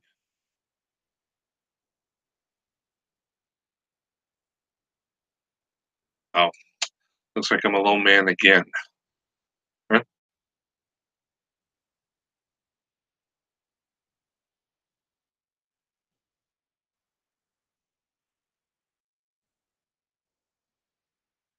Oh.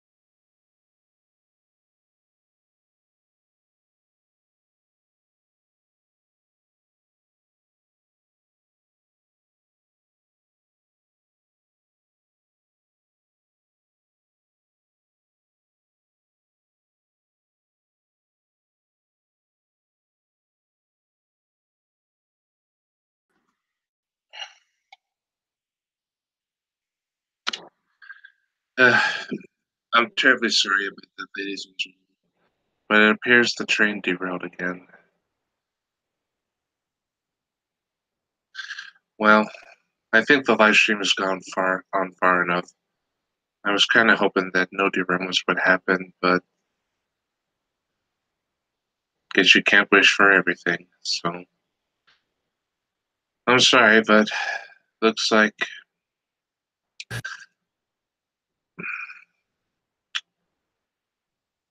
if it's okay with you guys, I'm gonna go ahead and end the live stream now. I hope you guys enjoyed this live stream, and I hope this does go well. However, though, or no, what I mean is, if it's successful next time, I'll do another one. However, before I go, there's one more thing I'd like to do. I sent the outro. No. I introduced this video via a song, so I think it's appropriate that I end this video. Apologies about that. So I opened this video with a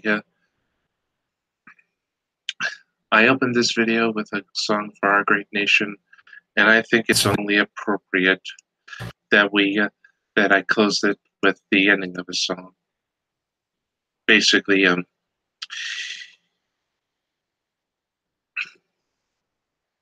this was my first live stream, and I wanted it to be special, especially since it's our special day, the day we gain independence, the 4th of July. And I opened it with a song and played another song regarding our American heritage. So I feel that it's only fair that we close it with a proper song. I'll be playing our nation's anthem, our nation's national anthem. So, in order to do this, I would like to ask everyone to please stand up and please put your heart on your shoulder as I play the final song for this live stream, the 4th of July Railworks live stream.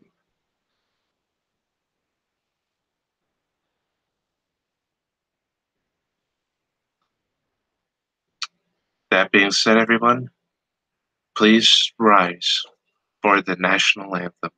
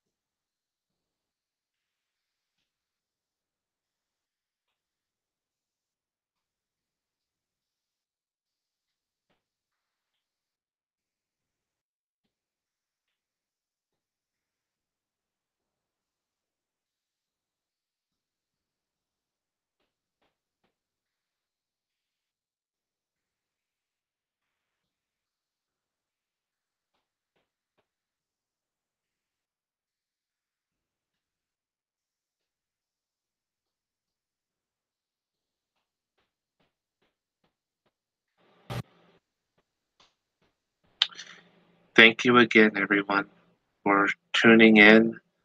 Thank you for this wonderful opportunity to try something new. I hope you all had a wonderful 4th of July, and I hope you have a good morning or good day, afternoon, or night, and I hope you enjoy fireworks. If you've seen them, wonderful. If you're about to see them, have a great time. And if you're on your way to see them, you'll enjoy them. Thank you and good evening.